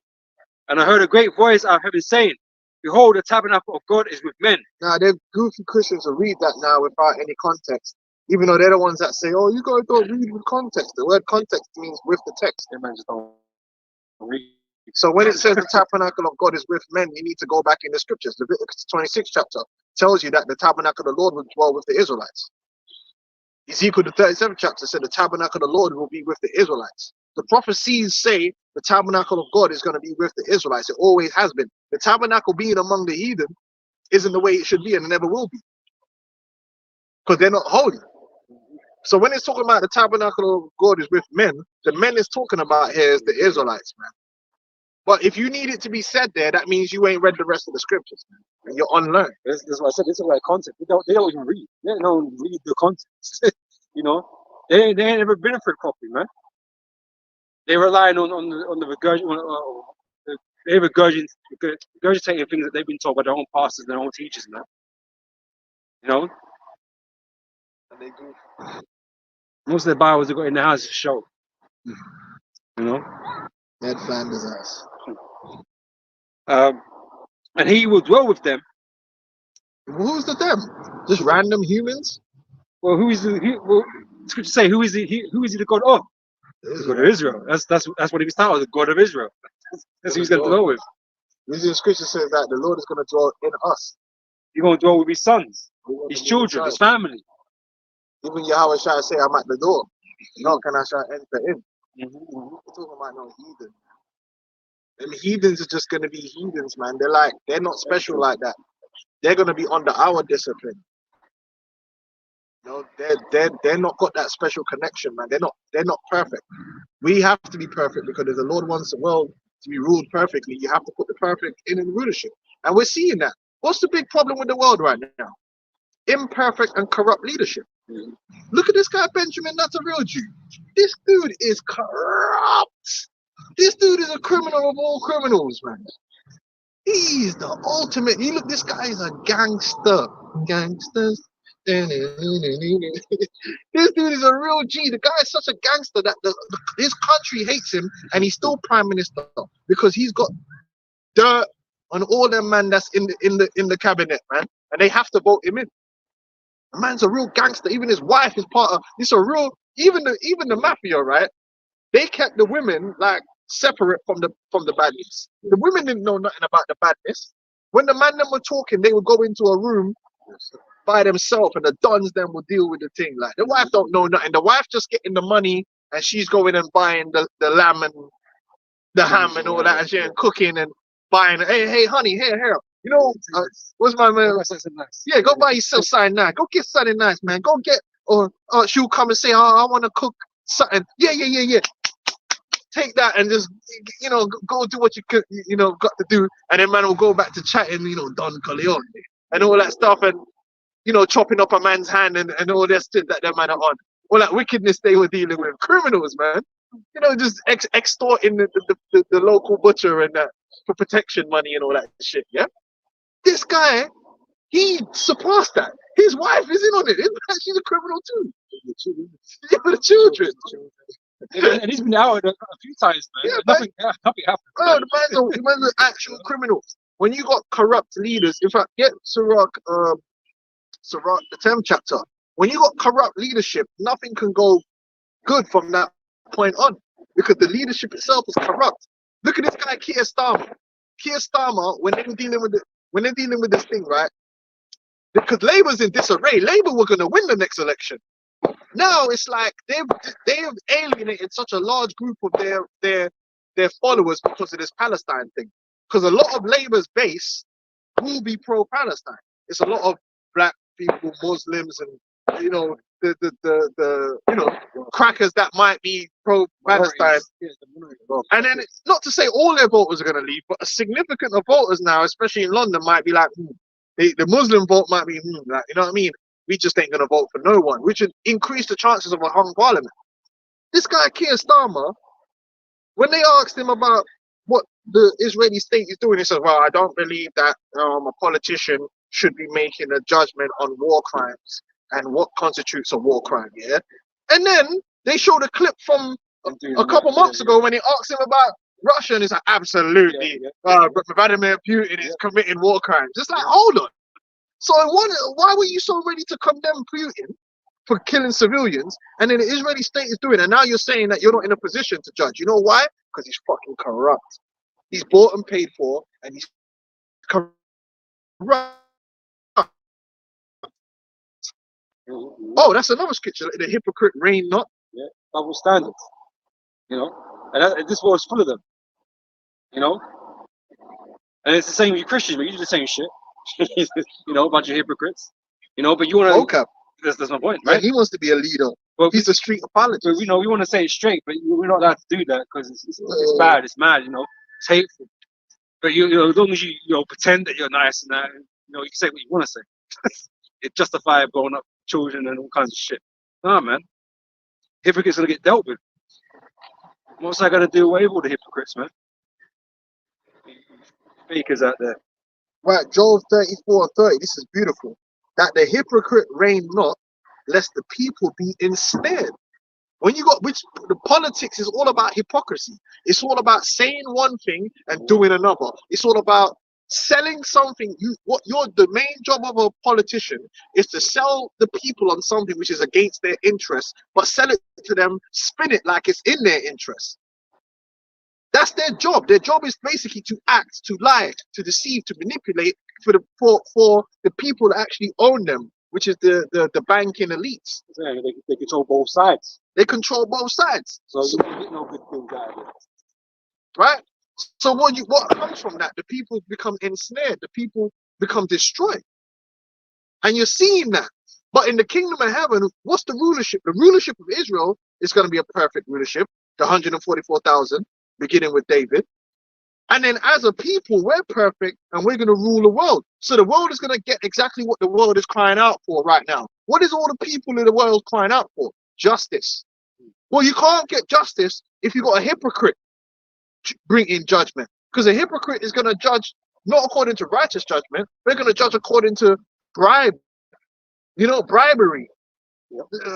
ulterior motives. And that's what we're seeing. And another thing, these people out here, because obviously they're complaining about us and how hateful we are and this kind of stuff, right? Like you said, though, they want justice. But when justice is turned upon you now, this is what people don't want to do it. Because justice has to be done against the heathen. It has to go everywhere it needs to go. This is the double standard. You can't be hypocrites here. You have to deal with it as things are. There's things you need to pay for, and you're going to pay for them. Yeah. And that's why you're going to be punished for 1,000 years. And you're going to be paying the proper measure. The You know, full in full. measure. That's right. That's it. No more, no less. Which is right. The right. That's what the right judgment. No more, no less. Not like Esau. Esau will go more than it has to be, because that's his nature. His emotion. And just like the Lord's going to give the Israelites a clean slate, after you've done your punishment, you're going to have a clean slate. Crazy go say. You know, and then we're gonna be dealing amicably. You know, and then we can all be on that same level of justice, because everyone should be doing. We're not gonna be lying. No, need to. You're gonna understand perfectly well where we stand and what we stand for, and what we mean when we say what we say, and what's expected of you. What's expected. It's not gonna be this ulterior, secret, ulterior conspiracy. What conspiracy? Man, I tell you straight what the time it is. Yo, I need that built, so build it, man. You know what I'm saying? There's none of this, all this foolishness that you got to do, this lying and deceiving your way, hypocrisy and deception. That's the way of this world, because it's corrupt. Like the hypocrite reign not, let the people be ensnared. These people are all hypocrites. All these politicians, liars and schemers, man. Go on, you got that one in Wisdom of Solomon? Was that Wisdom of Solomon? Yeah. Sirach. Yeah, Sirach. Yeah. From wisdom. Yeah. Ecclesiasticus 10 and 1 say, a wise judge will instruct his people, and the government of a prudent man is well ordered. Well ordered. This kingdom ain't well ordered because there's corruption everywhere. There's lies everywhere. They're taking the people money and spending it on foolishness to not only destroy them but also to enrich themselves. That's why there's all kind of problems in society. That's why they have to be protesting against Netanyahu, because of all the corruption and wickedness. It's crazy. As the judge of the people is himself, so are his officers, and what manner of man the ruler of the city is, such are all they that dwell therein. So what happens is that wicked root, that wickedness and that corruption rolls downhill, and it infects the entire society. That's why when we rule, wickedness is going to be kept to a minimum in the earth, because we're going to be perfectly righteous at the top to manage everything. When Esau's ruling, wickedness is just multiplying and increasing, because they're making sure that people be wicked. They're pushing wickedness. They're resting judgment. They purposely make you be wicked to destroy you in order to take advantage of you. Because the only world that they reign in is a world of wickedness and destruction and corruption and chaos and confusion. A liar, right, revels in confusion. A liar can only live in confusion. They can't live in order, because your lies will be easily found out. And this is why we tell you, man, you don't actually live in reality, man. your whole world has been manipulated, right? You make me to believe all these lies. You don't know what to believe anymore. You're so fucking confused. That's how they live. They live in a world of confusion. In our world, no one is going to be confused. Because why would we want the world to be confused? For what reason? The truth is enough. Just tell the truth. We're going to live by the truth. Esau don't live by the truth, man. The truth is against him. Precepts? Yeah. Wow, man. Let me see. All right, this is Proverbs 29 verse 16. I say, when the wicked are multiplied, transgression increaseth, but the righteous shall see their fall. And that's what we're waiting upon, man. Because all this has to come. This has to stop, man. This is absolute madness is going on in this world, man. All right, and this is 2 Ezra chapter 6 and verse 27. It says, evil shall be put out, and deceit shall be quenched. So that all these lies are going to be put to an end, because we can't live like this. This is Satan's domain, or devil's domain. The devil means deceiver, you know. And this is the world we live in, man. It's just full of deceit all the time. We don't know what the fuck's really going on. Like, we have to question everything that we see. We have to double guess everything, man. And you got so simpletons that just believe everything that comes out of Esau's ass. But for us that are more prudent what's going on, we have to double guess everything, man. Triple guess. You know? Because Can't be sure. Now you got deep fake, you got all Yeah, kind. That's why you just got to stick to AI the doing the scriptures. damn thing now. It's crazy. Got to stick to the scriptures, man, because Yeah. he's so violent. But that's his power. The scripture says his right hand is the right hand of falsehood, man. Yep. And that's why vocab Malone, he lives in confusion too. Christianity survives in confusion. They survive in once you really get down to the nitty gritty of the scriptures, they fall apart. We see it all the time. Once you start really bringing the scriptures out, they always get slain in a calm manner. Forget shouting and acting crazy. Let's just go into the scriptures and see what the scriptures are saying. Oh, God loves everybody. Boom, get one or two scriptures and they're done. Backpedaling. Now they got to bring confusion and jump here and say this and try and confuse everything. Yep. This is verse 28. It says, "As for faith, it shall flourish," right? Because it's going to be evident for all to see. Yeah, people are going to know that they're going to finally trust the word of the Lord, because everything he has determined for this world is going to come to pass, and it's going to come to pass and manifest in such great glory that it's just going to be wow, like all of that, like, and it culminated in this great event of the return of his son and the destruction of America. It's just like from that point onwards, man, people are going to have to just realize what time it is, man. In the raising of his people. Yeah. Like, they're not going to be able to not acknowledge it. You know what I'm saying? Some man might hold out hope that maybe like Allah might come for them, but it won't be long till them man will be like, you know what, yeah, that was some bullshit. Shit, this ain't it, man. This idol thing ain't it, man. So as for faith, it shall flourish. Corruption shall be overcome, and the truth which have been so long without fruit shall be declared. Right. Imagine living in a world where everything is about truth. Everything, the history, the science, everything, man. That's such a beautiful world, and that's the world we're coming to, where everything is going to be based upon truth. Like when people speak, truth is going to be respected, honesty, not scams. Like so much scamming, even down to the way these men advertise food. The food they advertise, right, it's not even the real food. It's fake food to make it look better so that you want to go and buy it, but the real thing don't even look like that. All that type of bullshit's got to stop. Just do it. If you can't make it like that, then don't try and sell it like that. Just keep it real. That's it. Just keep it real, man. Keep it 100%, man. You know, just lying and misleading and scamming people. Fucking scams, man. You know what I mean? Ecclesiasticus 10 and 3 say, an unwise king destroys his people, but through the prudence of them which are in authority, the city shall be inhabited. The power of the earth is in the hand of the Lord, and in due time he will set over it one that is profitable. That's Yahweh Shai, and then the men that the Lord is going to elect to rule alongside him. Be profitable. What does it mean to be profitable? Meaning, when you're profitable, you get to keep what you got already plus more. You get more. You get more good. This kingdom isn't profitable. It's negative. It's what I call a net negative. And even if you get a short-term game, overall it's a net negative. Like for instance, drug dealing, the whole gang and drug dealing culture. If you only look at the fact that man was able to buy this one item or do this one time, you think, oh, but what the overall, you're creating crackheads, you're creating more death, destruction, damaged homes, the prison. The whole thing ultimately is a net negative. It's not profitable overall. Even war, constant war, these constant wars, right? War is extremely unprofitable in terms of the earth as a whole, because what you're doing is putting all time and energy into destroying. So what do you get at the end of that? A net negative.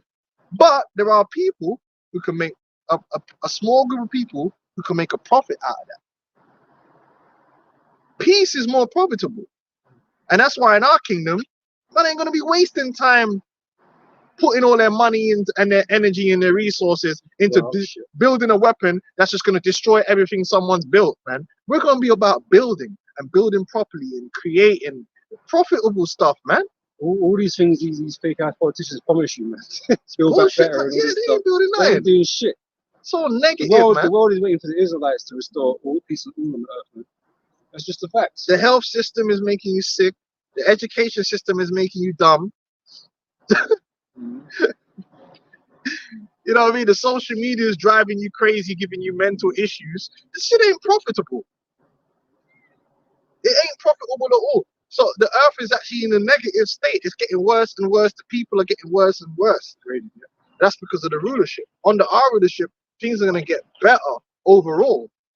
The environment's going to get better. The food's going to be better. The education of the average person is going to be better. The average person in our world is going to be enlightened with knowledge and wisdom and understanding, and which begins with what? The fear of the Lord. That's it. Ain't gonna in our kingdom. You think there's gonna be a bunch of people hanging around on the street like? But I saw this one video today. We just It's distressing. it looked like something out of fucking what's that The Last of Us. You know when they just there like, Yeah. and if you make a noise, they yeah, just. yeah. I'm like, what the fuck is Yeah, this, it's fucked man? up. That's weird. This messed up society, messed up place that we're living in, man. Is that and these dudes, what are they doing about it? Nothing. They're actually causing it because they profit from it in some way. Satan, man. Imagine that, man. A section of your city, there's just people there like zombies, like, you know what I mean? You're bringing it in and making money off that. The love of money is the root of all evil, man. Corrupt. Bunch of Vic Mackies, man. No, it's the book of Isaiah 65 and 17. For behold, I create new heavens and a new earth, and the former shall not be remembered no more. No come into mind. But be ye glad and rejoice forever in that which I create. For behold, I create Jerusalem a rejoicing, and the people a joy. That's right. That's right, man. But first, we gotta get this bullshit, man. This madness. But it serves as a good lesson. Because we had to see the heights of wickedness, the heights of pride and arrogance. Which is what we're viewing right now. We're seeing the heights of arrogance, the heights of wickedness, and what the judgment is. So that we could appreciate the heights of humility, the heights of righteousness, the heights of wisdom. Have to do things right. Have to do it the right way. We're gonna know, yeah, man, this is the way, because that way back then, it didn't work out. And look how it ended. Everyone just started killing each other, man. It was just bloodshed, like. Isaiah chapter 2, verse 2. What's up on the top? The word that Isaiah, the son of Amos, saw concerning Judah and Jerusalem. And it shall come to pass in the last days that the mountain of the Lord's house shall be established in the top of the mountains, and shall be exalted above the hills. That's what we're here for. We're not here to fucking be trying to get a little win because we were able to stand on some street corner with a bunch of nobody Palestinians running around, and we managed to out-tough them. This is a bigger picture here. We want rulers. You want the kingdom of heaven. We're looking for the kingdom of heaven and rulership over these nations in its perfection, where you ain't even got to go do that. They're already in subjections. Like, we ain't got to prove how tough I am and all this bullshit, and have a fucking be out there trying to throw triple jabs and get man in a guillotine and all this madness, man. We just teach the word. Preach the word in season and out of season, man. Do everything according to edification and towards the perfection of the saints, man. So that the Lord will establish us like this. And Yahweh Shai is going to do it. It's in his power to do it. And once he does that, man, this is what it's all about, man. That we're going to have governments. We're going to have the kings of these other nations humble as hell. Doing what we say, man. Providing us with the goodness, man. Dudes want to be tough. Fuck all that shit, man. So that it shall be exalted above the hills, and all the nations shall flow unto it. And many people shall go and say, Come ye, and let us go up to the mountain of the Lord, to the house of the God of Jacob. Again, whose power is it? Is it? It's Jacob's power, the Israelites' power. Where his priests, man, where his sons, yep, his ministers in the earth. So we're not saying that other nations are not going to recognize Yahweh Shem Yahushai. The Lord is a God over the whole earth. Eventually, all nations are going to know, because that would be confusion. Having idols is confusion. So the Lord's going to do away with all the idols. They weren't here from the beginning, neither shall they be here forever. That's in the book of Second Esdras. Oh no, that we know, Wisdom of Solomon. Right? The idol thing is not going to be forever. So if the Lord is going to destroy all the idols, then what, the heathens is going to be atheists or something? No, they're going to worship Yahweh Hashem Yahweh Shai, man. And there ain't nothing wrong with that. That's righteous. But that doesn't mean that they're going to be in covenant with Yahweh Hashem Yahweh Shai. That's a completely different situation. Yep. But they are going to worship him. And obviously, by virtue of worshiping him, there's certain blessings that will come down. Because even the scriptures say, blessed be he that blesseth thee, and cursed be he that curseth thee. So the heathens are going to bless us so they can get blessed. But that don't mean the blessing they're receiving is our blessing. The blessing they're going to receive is they might get some, they get rain for their crops. You know what I'm saying? This means they're going to be better off by doing that. The IDF ain't going to blow up their hospital. The Lord rewards righteousness. You know? Amalek, you know, I would keep Amalek off their back, man. The demons, man. You know, the freak accidents that the heathens be having in all the damn time. China and shit. It's crazy. You know, what you feel might call, you know, you will see good luck, you know, however you want to perceive that. But yeah, you know, because if your crops are blessed, that means you can give us our 10%, innit? You know what I mean? That's it. Yep. Yeah. You know? And then you will have enough for you to enjoy and to live. Because at the end of the day, if the animals can enjoy life on earth, them monkeys be enjoying themselves a lot of the time. So the heathens are going. The heathens are better than animals. They're men, are they not?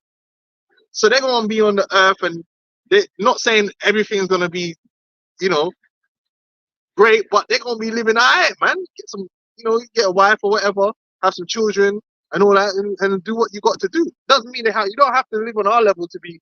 You know, there's levels. People want to enjoy the more simple things in life. Yeah. You know, because it's messed up. It's far too complicated for what life is supposed to be about to enjoy. But not the Edomites. Because you want to enjoy this. It's stressful. But the Edomites are not going to get to that stage. They're just going to be suffering, and then they're going to be destroyed. I'm talking about after, like the heathens, they're going to worship the Most High. They're going to be under our rulership, and they'll be better off for it. They're going to have a better way of life. They're going to have proper rules and regulations, you know, family structure, all that stuff, man. You know what I'm saying? Healing. So they're not going to be as sick as they are now. But that don't mean that they're not going to transgress and then little things have to happen, of course. But it's not going to be as like it is now. It's crazy. Dudes like worshipping cows and drinking cow piss. Isaiah 14 and 18. All the kings of the nations, even all of them, lie in glory, everyone in on his own house. Yeah, so even in the kingdom of heaven, after a while, these heathens are going to have their lands back, because it is their lands in terms of the Lord divided unto all nations their inheritances. So they're going to have lands that, yeah, that's your land, that, you know, you can go back to your land and rebuild and all that stuff. And they're going to set their lands up like how it's supposed to be set up. They're going to have refuge cities and all these kind of things, like how you're supposed to set things up. They would have been with us building. So they're going to have certain skills and all these different things to do things properly and with intelligence and science. Because there's going to be science in it. First of all, science, listen, bro. Science is just knowledge of how to do something. So we're going to have science in our kingdom. We're not going to be walking around going, or something. And so they're going to have technology, man. I say from a certain perspective, the technology we're running on stage, well, it is inferior. It is stupid, right? Because a lot of science that we use, which is not unproductive, but they're counterproductive. Yeah, counterproductive. Yeah. We're gonna bring in or institute things that are productive to the world. Yeah, what do you think a tool is? A tool is science, man. A fork or a chopstick. It's any tool you design, you've applied science. You know what I'm saying? Like, so it's not Esau. Science is Esau. No, science is not Esau. We're gonna be men of greater knowledge and have greater understanding in things, man. So it's gonna be like the Asgard out here, man. I'm telling you, it's gonna be crazy, right? But they're gonna have it all that. They're gonna go there and build up and then send back things for us and all that kind of stuff. And they're gonna have kings that are royal among them. that's gonna have palaces For families, yeah. and doing their thing. But obviously they're not got their thing. Our thing different. Yeah. Our thing different. It's just different. Man. They want to know that it's not that they're beating because the gap is Yeah, our crazy. thing Golf different, is man. mad. You know, effectively we're going to be gods on earth. Yeah. That's effectively what we are on earth. Powers on the earth. They're just still men. But we're not going to be hated, and that's Esau's hate himself, man. Esau can't have it where anyone else has anything, and that's why he said, "Oh, they're not going to close that thing. What time? Oh, I haven't seen the guy. Yeah. He shoots his spot before. Was it winter? Yeah. That's not surely winner. Yeah, we'll see it in. Like Esau doesn't like. He's sadistic, so he doesn't like to see anyone with anything, even a little that a man have. He doesn't want to see him have it. We're not going to have that spirit in the kingdom. Oh no, okay, them heathens, man got that, so I need to go take it. Man, that's just man. Man can have a little ting. What's wrong with that? It's just covetousness, man. Let man, man see the monkey with the banana. Man want to go take the banana from the monkey, blood. Let the monkey eat the banana, done. You know what I'm saying? These You people say crazy. Jerusalem shall be a praise in the earth, man. So these people are going to appreciate what we are, what we provide to the earth. Yeah, And all that knowledge. kind of stuff, you know. They need the knowledge. They need to know how to grow the crops, when to grow the crops, the almanac, all them stuffs, man. We're gonna be giving them that knowledge, man. You know, you need knowledge, like healthcare, all of that, man. Like how you're meant to do. Esau claims that what he's doing in the earth, but it's all bullshit. It's all Yeah, stuff kicks back. poisoning people, man. Everything he does poisonous. You don't trust in herbs, and you don't do none of that. So you tell me, no, they're not studying enough or whatever. Yeah, but take these petrochemical radiotherapies and all this shit. Yeah, that'll help you. So you're dying. You gotta show man how to build a city and, you know, have the plants in balance, having the plants in the city with the paving, because you need paving. I know some brothers say, oh, bro, you need paving. You don't have roads. Yeah, it's totally fucked. There's a reason man invented paving for roads, because if you have a mud road, you're fucked. Like, because the rain comes and it just becomes a slop. You know what I mean? No trade. But there's ways to pave it without fucking concreting up the whole place and having it all fucked up. And Esau knows that. But he don't want to do it like that. So we're going to do things properly. There's so many different things you could do, even the way toilets are designed. That man don't design the toilet the right way. The way you're supposed to sit on the toilet is supposed to be like you're squatting. They could design the toilet like that, but they just don't, because they're assholes. No, you don't want to squat. They just want to sit. You know what I mean? Like, they don't want to apply wisdom, man. There's a lot of things that you could do to make life better and more enriched. But Esau only cares about one thing, and that's just power and control and greed. And it wasn't for him to elevate life on earth to that level. It was for him to look like, yeah, that's what I'm doing. And really just elevate himself. But really, he's just, it's just an asshole, man. He ain't Asgard, man.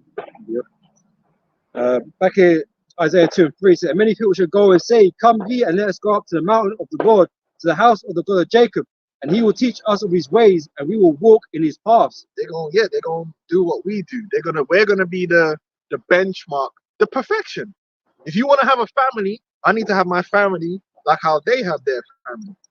I need to and it's called benchmarking. Like which Esau doesn't do this in his perfection because he's a demon. And you ever notice that, like, really what you're meant to do is, say you got an education system, you see that them man over there, they're producing a lot of intelligent people. What you're meant to do is go look at what they're doing and copy it and benchmark, and then later improve on it. That's how you're meant to do. You notice Esau doesn't do that. You got all these places in the world that got high levels of education. How come Esau don't go, well, we're just going to copy whatever system they got and make it work here? They don't do that because they don't really want the system to work. But what you're meant to do is benchmarking. A lot of these nations benchmark off Esau a lot. So they use Esau as a standard and try and like aim to get to that standard. But in the kingdom of heaven, we're going to be the standard. They're going to be like, okay, we want to build like how they build. We want to set up our organization like how they set up. Our government needs to be like how their government is. Like how them men are dealing with things like their women are. We want our women to be like their women. We want our men to be like their men. We want to copy them and what they're doing because they're perfect. And perfection should always be your goal. You should never be aiming for less than perfection. Even if you can't achieve it, you should still be aiming for it. Like they do that in football. They look at another team, man. Yeah, like, okay, what are them man doing in their training that we could take and because they're good. Well, They're the why, best. every footballer wants to emulate someone greater than them that come prior to them, you know, and trying to, you know, get better, be better than them. You want to see what they do. You go in the gym with a world champion, you're looking at him like, how's he working the back? You know what I'm saying? Like, let me try and work the back like him because he's getting the results. So it's the same thing. Like, when we're ruling the world, these nations, they're gonna be looking at us anyway, and we're gonna be ruling over them anyway. So it's gonna be both. They're gonna wanna, because they're gonna see the fruits of our greatness, but at the same time, we're gonna make them do it too. It's a balance. Of course. So, I mean, it's a blueprint. Yeah, we're gonna be the blue. That's exactly what we are. We are the blueprint. Perfection is the blueprint. Like, you know what I'm saying? Like, yeah, you do what these men are on, and that's what now Esau. You do what Esau's on, you're gonna get a sore ass And badly, and you're gonna be destroyed, man. You don't want to do what Esau's on. Esau's getting rammed by horses and all kind of. Yeah, there's a video out there. It's wild, man. Esau's crazy. It says, "For out of Zion shall go forth the law, and the word of the Lord from Jerusalem. And he shall judge among the nations, and shall rebuke many people." Right now, the whole world's seeing that the man them that's supposed to be judging the nations are going off, and everyone's like, "Hold on, these men, we're not gonna judge the world like that. Judge the world properly, man. And you best believe that no one ain't gonna be stealing anyone else's inheritance, man. In our kingdom, their man will not do that because they know there's gonna be a right, swift, and righteous judgment. Because the Bible says, "Remove not thy neighbor's landmark." So when you get the land inherited to you, you can't then go and say, "I want to take this and take that." It don't work like that because there's not going to be no war. You're just going to get fucked up. Because we're not going to be going around taking the shit like that. You know what I'm saying? So it's not because like where Esau is right now, he's like, you know, he's like the head of all these world crime organizations or whatever, right? But the thing is, if anyone wants to impose like something against him, it's like do something. He just ignores them. Yeah, do something because no one can because he's the big bully. We're not going to be bullies, right? And ain't nobody going to be on the earth being a bully. Yeah, you can't tell people not to murder, then you just run around murdering people. It's a bit mad, isn't it? Again, it's the double standards, it's the corruption, man. You know, don't steal, but you just go around stealing. Don't commit adultery, but you just go around committing adultery. It doesn't make no sense. You have to live you have to practice what you preach. You know what I mean? And that does not do that. That's what being civilized is. You know what I mean? So like Elder Kabar said, we're gonna be a civilized people. We're not just gonna be there serving our lusts. You know, we're gonna be righteous, man, and do the right thing. Yep. You know what I mean? And he shall judge among the nations, and shall rebuke many people, and they shall beat their swords into plowshares. So you're gonna go back into your farming roots, man. You ain't gonna be concentrating on fighting no wars and you know, activity, man. Yeah, like the brother said, man. Be productive. You know, you're gonna build your nation. Yeah, right now them man in Lebanon, they're down bad, right? But they've got mad amounts of weapons down there, Hezbollah. Because why? They're beating their plowshares and they're putting it into swords. So much of their money is going towards war. When that money and that productivity could be going towards like the kids eating and shit. Like, but this is the time we're in. We're in a time of war. Yep. And their spears into pruning hooks. Nation shall not lift up sword against nation. Right. What's the main reason that nation lift up sword against nation? Because there's some wickedness that somebody wants to do. Some man wants to go steal another man's land, which is really all. To be honest, 99% of wars, that's really what it is. Someone else wants to infringe on someone else's inheritance. That's literally 99% of wars. Man wants to take land and resources from someone else. Yeah, I can barely think of a war that didn't start because of that. Well, no, they make excuses, other excuses why. It's usually because they want to take some territory or gain power over you to demand some kind of tribute or something like that. You know, that's usually, but that's not going to happen because no heathen is going to put no tribute on another heathen. We're the only ones going to be running tribute because we're the ministers of the Lord, so we're entitled to our tribute and our 10% anyway. As priests, right? And they're not going to be trying to steal no one else's land. And if there is a violation, we're there to judge that, and they could rely on us to judge righteous judgment. That's right. They can trust in us. Yeah. You know? That we ain't gonna do like Esau, man. Where you're in this world, if you really want to get justice, and one of the examples is that was the Sioux Nation. The Sioux Nation, they tried to go to the court and they won. They went to the Supreme Court in America because Andrew Jackson wanted to take their land, and they learned English, they became Christian, and they went into the Supreme Court, did the whole fucking lawyer shit, and won in the court. And then the courts ruled in their favor. And then Andrew Jackson said, okay, now that you've ruled in their favor, impose it. Because you ain't got a military, I do. And then the US government still fucking destroyed the Sioux Nation. So, and it's the same thing that's happening now. Might is right. Might is right. That's how Esau operates, man. So Might is right. when George Bush and America commit a war crime, yeah, you could get the evidence, yeah, and then you can submit it to the UN and the World Court. Who's gonna do anything about it? Yeah, Who's gonna really want to go tussle with America? Lied. NATO right is run off America, man. They're not gonna send their European armies to go enforce nothing. They're not gonna do it, man. They don't give a fuck, man. They're just gonna be so. Then, in a way, like that's why there's no point trying to seek justice in this man's system. You know, you gotta seek justice, and that's why we tell you niggas stop getting placards and protesting against Esau, because Esau's not gonna give you what you want. If justice is, remember, justice is a perfect measure. Justice is it's not justice when you get a peace, innit? That's not what justice is. Justice is the full measure of judgment that's supposed to be. It's just like if you run in here and you catch a man splitting your wife in two, yeah? Justice isn't you slapping him. Like, that's not what true justice is. According to the Bible, which we're not saying to do this, by the way, disclaimer, the true justice is that man got to die. That is the full measure of, and she got to go too if she was complicit. Because that's the full measure of the judgment. Like, simple. Anything outside of that is not justice to a degree.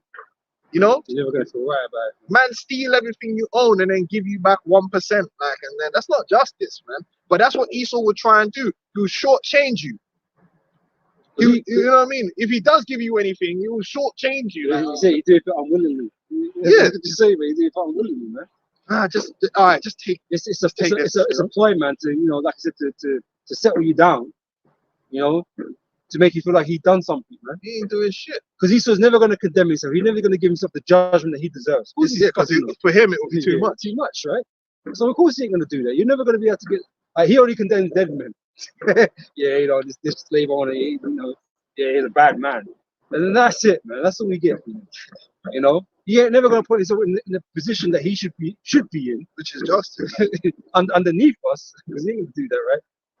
To pay for what he's done. Which is only right, because when I say right, as in if you gave a criminal in a court case, you know they have this like they're like you could get 25 years or you could get 5. Yeah, they say which one you want to do. They're only gonna take the 5, man. Yeah. It's like if you had to sentence yourself.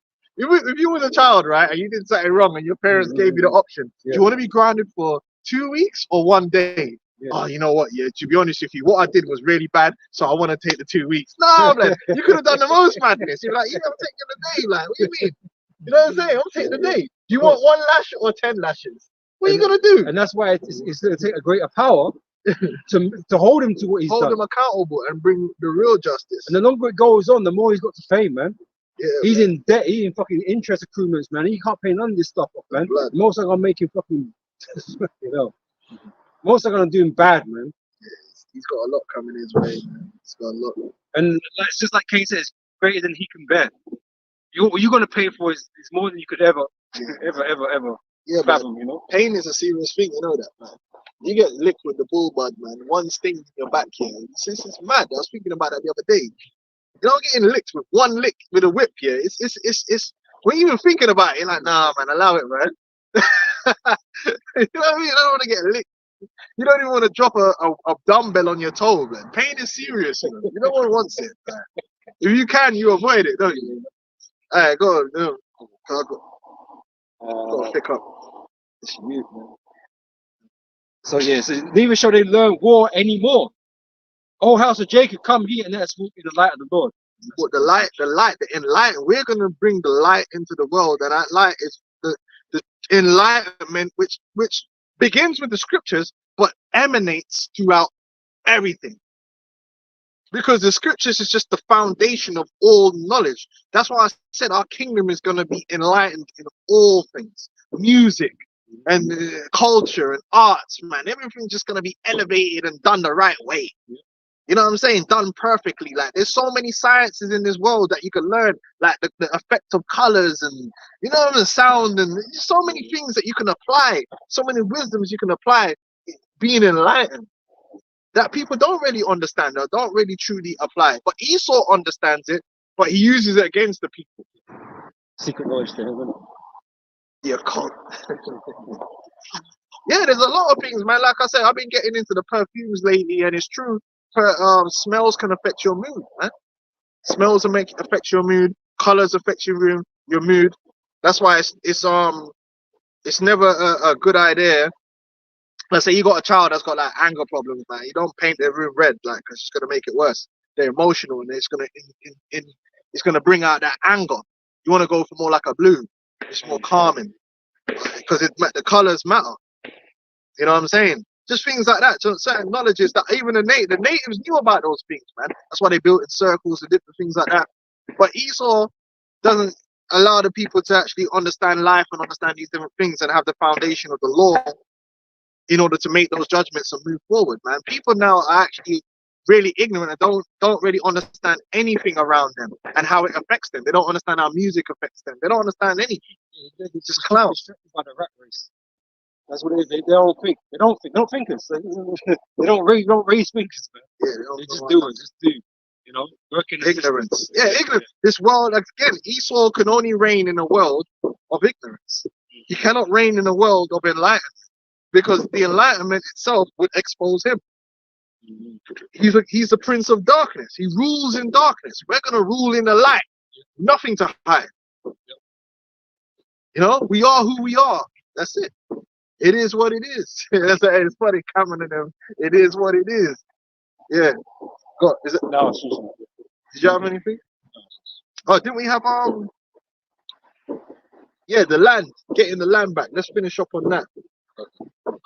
We could get Isaiah 60, or because you had it in Revelation. Did you finish it in Revelation? We shall reign on the earth. I read that earlier, Revelation 5. Yeah. Yeah, finish that, and then we'll get another scripture just to compound the fact that we're gonna get the land back, man. Isaiah. Yeah, Isaiah. Any one of them good ones. 60 is a good one. There's a few of them. 60 is probably one of the best ones. Yeah, we're gonna get the land back, man. So that man is funny because you watch these man fighting over the land. Let them fight over the land. Let them kill each other over the land because that's the judgment of the Lord. The Lord is using their own wickedness against each other. Even the Palestinians, even though what the Amalekites are doing is wrong, them guys are still in transgression because guess what? That's not their land, first and foremost, to the majority, because some of them might be Israelites, but that's not their land. Secondly, they're idolaters, right? In the Holy Land, which that's a no-no. You're not supposed to commit idolatry in the Holy Land. So that itself brings a curse upon you. So in essence, both those peoples are manifesting a curse onto themselves. The Amalekites are manifesting a curse onto themselves through the Arabs, and the Arabs are manifesting a curse onto themselves through Amalek, and they're just gonna destroy each other. You know?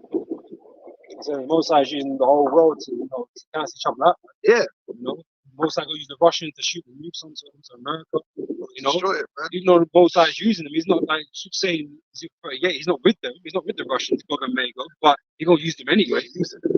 You know, to bring about judgment for America. But that don't mean Russia's gonna get off scot free because they're gonna get fucked up too. There's no happily ever after for the Palestinians, and that's just the truth. Because they don't belong in that land in terms of that land does not belong with it. But that being said, I don't lose no sleep over the Palestinians being in the land. It's their time. Is their turn.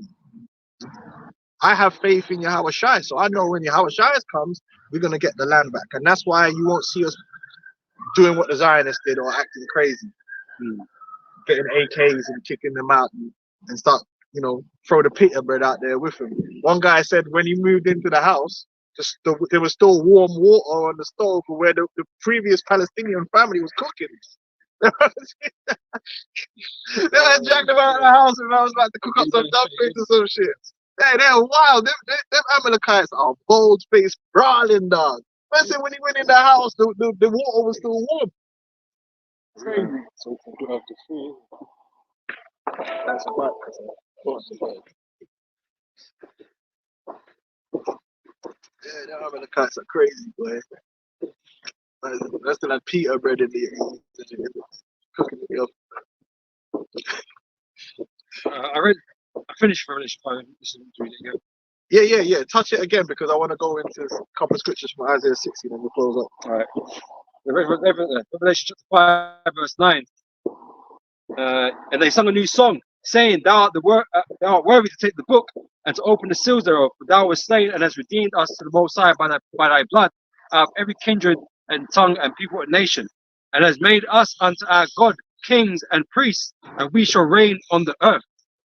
Yeah, that's it, man. So that's what we're looking to do. We're looking to reign on the earth, not in no mythical region toward heaven. We're going to reign right here on the earth, and the seat of the rulership is going to be from Jerusalem, the holy city of the nation of Israel, man. And we actually going to be over there in that land, man, chilling under the sun, as it should be. And we're going to have, we're going to have spots all over the world too, righteously. But that's going to be our homeland.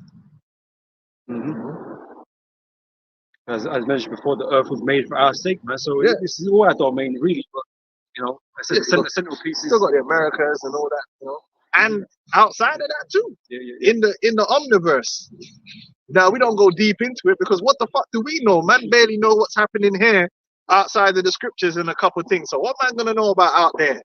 We don't need to go that deep. We'll know. We'll start learning about that. Could be infinite, like we don't listen. What's ever going on out there, man don't know what's going on.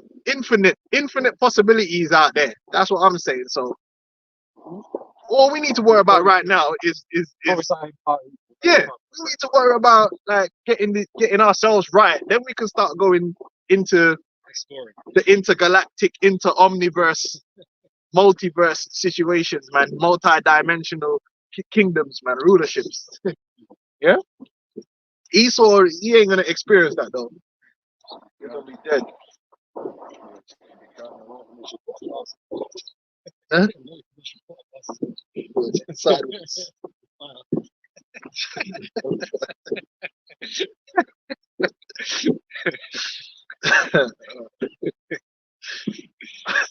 That's fucking good. Should I finish Genesis? Yeah, we finished Genesis. No, we finished Genesis. We already read about the land. I think we read huh? No, wait. If you got something. Yeah, you mentioned Isaiah 60. Okay, sure. Oh, that's what you say. I mean, it's like Genesis. We already got that in it. We already got that earlier with the covenant with Abraham. The land was part of the covenant. We read that. Yeah. The land is part of the covenant, so that it's also part of the new covenant. Okay, because with Abraham, Isaac, and Jacob, that's why when the Lord took us out of Egypt, why are they burning up? What's this one about? It's not. Oh, is it the Diwali or some shit like that? No, it's 5th November tomorrow, isn't it? Is it? Yeah. Oh, Guy Fawkes. Oh, okay. So we go for Isaiah, Mr. 14. No. There's so much fireworks going on in the Middle East. That's why Verse 14. Yeah. Isaiah 60 and 14. The sons also of them that afflict thee shall come bending unto thee, and all they that despise thee shall bow themselves down at the soles of right thy now. These heathens, they look down on the Negroes, Hispanics, and Native American Indians. They don't see us as superiors or as the royal or holy people. The word despise means to look down upon. So they look down on us. They think they're better than us. Like they think they're more righteous than us. They think they're better than us. They think they're a better, more cultured people than we are. All right. So they're all gonna come and have to bow down. They have to humble themselves before us, man. Go on up. And they shall call thee the seat of the Lord, the Zion of the Lord. So if they're calling us the city of the Lord, then that stands to reason that they're not the city of the Lord. So there's a differentiation there. But the way these pussies will have you believe is like everyone's going to be saved and living in no. There's the people who are the chosen of the Lord, and then there's the other people, which is the heathens. And they're going to say, we are the city of the Lord. They're going to accept the fact that we are the chosen people of the Most High. Yeah? Exactly, yeah. the Zion of the Holy One of Israel. The monument. We're the monument to the Lord on the earth. We're his representation on the earth. Go on. Whereas thou hast been forsaken and hated, so that no man went through thee, I will make thee an eternal excellence. Yeah, man. Eternally, we're gonna be blessed, man. Unlike Esau. Esau's heights was America, and that's gonna be eternally damned.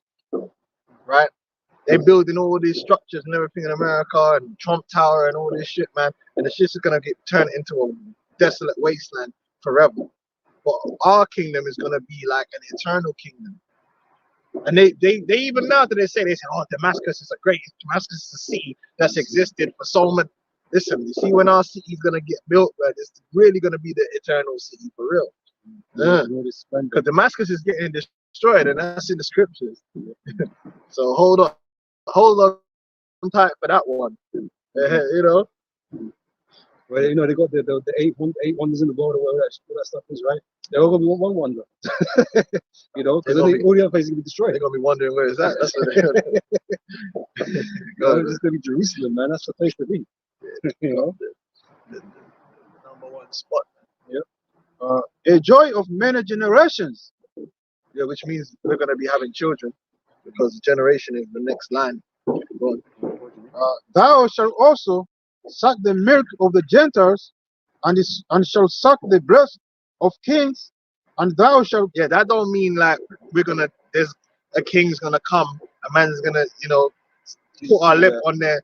Nah, that's not what it's talking about. It's talking about them nations. They're gonna be they're gonna be producing for us, right? Their labor and their production is gonna be lent towards nourishing us for the things that we require. Because I already told you before, we require.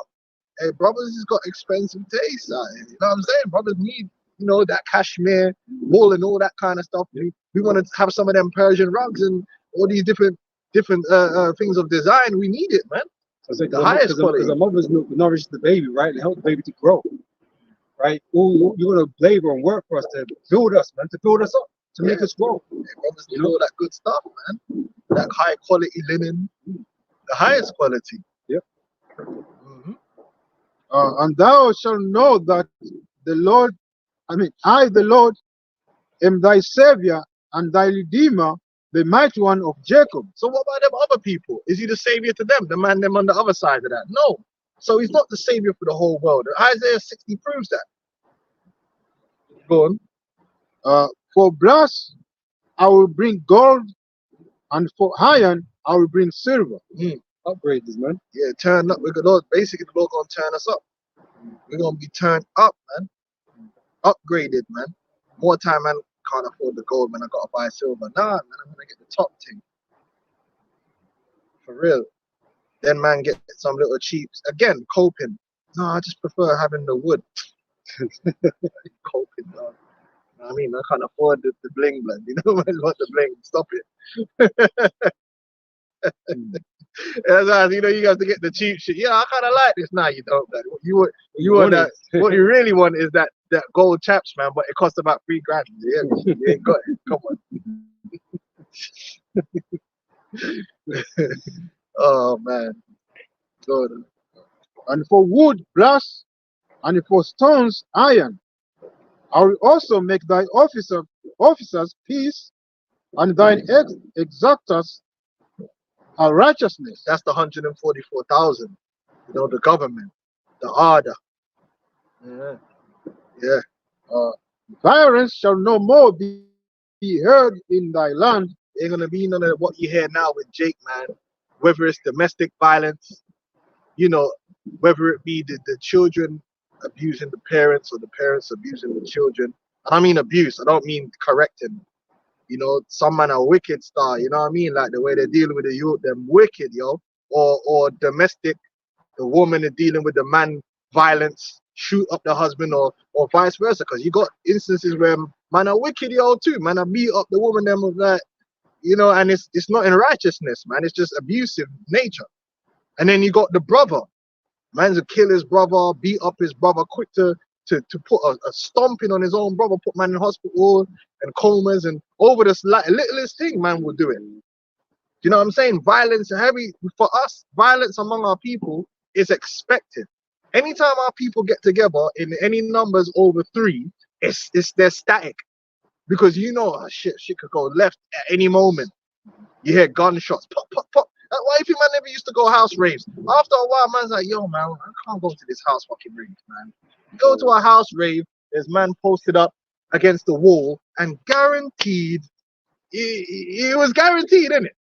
There was gonna be a point in this house rave, someone's pulling out something, somebody's got to be running, someone's getting stabbed. It's just, you know, that's why they don't even want Jake. It's difficult for club promoters to keep their clubs open. In fact, if you got a good club, that's why you tell the bouncers to limit the niggas. I don't blame them, because as soon as you get a club full of niggas, man, it's tension in there. Man, bro, that could be it. That literally could be it. Like, you just bounce into, you go to them, even though Esau's the devil. Remember when we used to go Oceana, bro? You be going through Oceano, bump into a cracker, hey, hey, come, cracker, take you to the bar, buy you a fucking pint. You know what I'm saying? Yo, there ain't none of that brooding going on. Them crackers, the funny thing about them crackers, when they go out to party, they go out to have a good time and be partying. Niggas going out thinking, yo, I wish a motherfucker would. Niggas in their ego tripping, yo, I wish a motherfucker would look at me wrong tonight. So there's this violence, man. I'm telling you, this is true. I'm in the back, so there's always static, man. So the club owners, they be like, yo, only let in like 10% black people, and the rest of them just turn them away, because if we let too many niggas in the club, you know, the police are gonna be on my case. There's probably gonna be a shooting or a stabbing or craziness going on, and I don't want all that shit, man. And it's true, but that's not gonna be happening. Even another thing, look up the top murder cities, capitals of the world. It's all Jake. It's all Caracas, Mexico City, Baltimore. You know what I'm saying? And it's all Jake involved in just killing each other in his gang violence. It's just true. That's not going to be like that in Jerusalem. Like, man's just busting off shots. Man's in the market just busting shots at each other, man. It's letting off AK. Come on, man. You're not going to be heard. But in the land, being the people most share will be peaceful there. But it's a lot of violence. Yeah, oh man, they got bombs galore, isn't it? Ain't gonna be going on in our kingdom, man. Right now, Jake is too violent to each other, man. They're just way too violent, man. But that's because they're carnal. You know, we're gonna be spiritual in the kingdom, man. So it's not gonna be love thy neighbor as thyself, man. So ain't gonna be no need for all that foolishness, man. Yeah, the new covenant, Yahushua is gonna bring us peace, man. Yeah, you can't go nowhere out of zone, but you go out of your zone, it's risky. That's why it's called the risky roads, man. Because Jake could just see you and want to violate you, man. Want to take your shit. In the kingdom of Jake, we go anywhere, man. We could get treated like family, which is how it should be. Yeah. Go on, huh? Violence shall no more be heard in thy land, wasting no destruction within thy borders. So we're not going to be invaded, or no cataclysms or anything like that, earthquakes and winds coming through and collapsing your house and all that crazy shit. Calamities, car crashes, you know, mad amounts of Jake and car crashes go together, I'll tell you that. Jake and car crashes go together. Jake always be wilding in the cars, and judgment come, man. Niggas get their yokes smashed out, man. It's true. That ain't gonna be happening in the kingdom, man. But thou shalt call thy wall salvation, and thy gates praise. The sun shall be no more thy light by day, neither for brightness shall the moon give light unto thee. But the Lord shall be unto thee an everlasting light. That goes back into Revelation 21, and that represents the enlightenment that we're gonna have. And that enlightenment is the most important thing, because from that comes nothing but blessings and protection and goodness. We're so used to wickedness and evil happening, we think it's normal. We think it's just par for the course, but it's not. That wickedness and evil and all the bad things that happen around us is actually literally as a result of sin. Yep. If we weren't sinning, none of these things would happen. We're going to be sinners in the kingdom. And thy power thy glory. The sun shall no more shall no more go down, neither shall thy moon withdraw itself. What does that represent? We're not going to lose the light. We're not going to lose the understanding. Like, you know, before, like, you know, wicked generation raise up, and then no, it's not gonna. We're gonna be consistent in the righteousness, perfection all the time. Least to the greatest. For the Lord shall be thine everlasting light, and the days of thy mourning shall be ended. The days of our mourning, man, where we just gotta be lamenting and complaining and all that stuff, that's gonna be brought to an end. You know, and we're just gonna get to enjoy life, which is what it was made. Life was made for, to enjoy. Everlasting joy, Lord, most I promised us.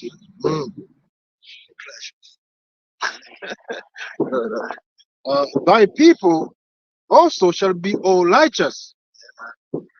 Yeah, man. Like, so we have goofy niggas doing all kind of crazy, wild stuff, man. Adultery and all kind of crazy stuff. You yourself are not gonna fall short, do foolishness. It's disappointing. It's extremely disappointing. Going up. They shall inherit the land forever. See there, they shall inherit the land forever. You see, so the land is very much a part of our faith and very much a part of prophecy and a part of the kingdom of heaven. It's very important, but we have to put it in its proper perspective and understanding. So when you see people trying to go over there, no. That's all gonna happen when the New Testament is established by Yahweh Shai, when he delivers us, when he saves us. That's when we're gonna receive the land. So it's not for us to go and buy land over there. That's not, no, because it's not heavenly then. It's gonna be heavenly when the Lord bless it, you know? So first, I think there's some cleansing and, you know, cleansing the church first, you know. Yep. We can even do that. So what's the point of owning land and property there?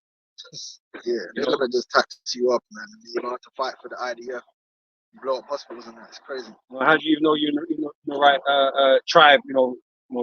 Land your tribe is at. You know, that's what got to be done and divvied out. It's the tribe of Benjamin Netanyahu. That's what you're paying. It's his land, isn't it? Yeah, man. Scum. Right, so yeah, that's it on that, man. So we're gonna close up. Say Kal Halal Yahweh, Hashem, Yahushai, Barakah, Kadash. Double honors to the apostles and elders of Great Millstone. And honors to you brothers out in the highways and the byways teaching this word. Shalom. Shalom.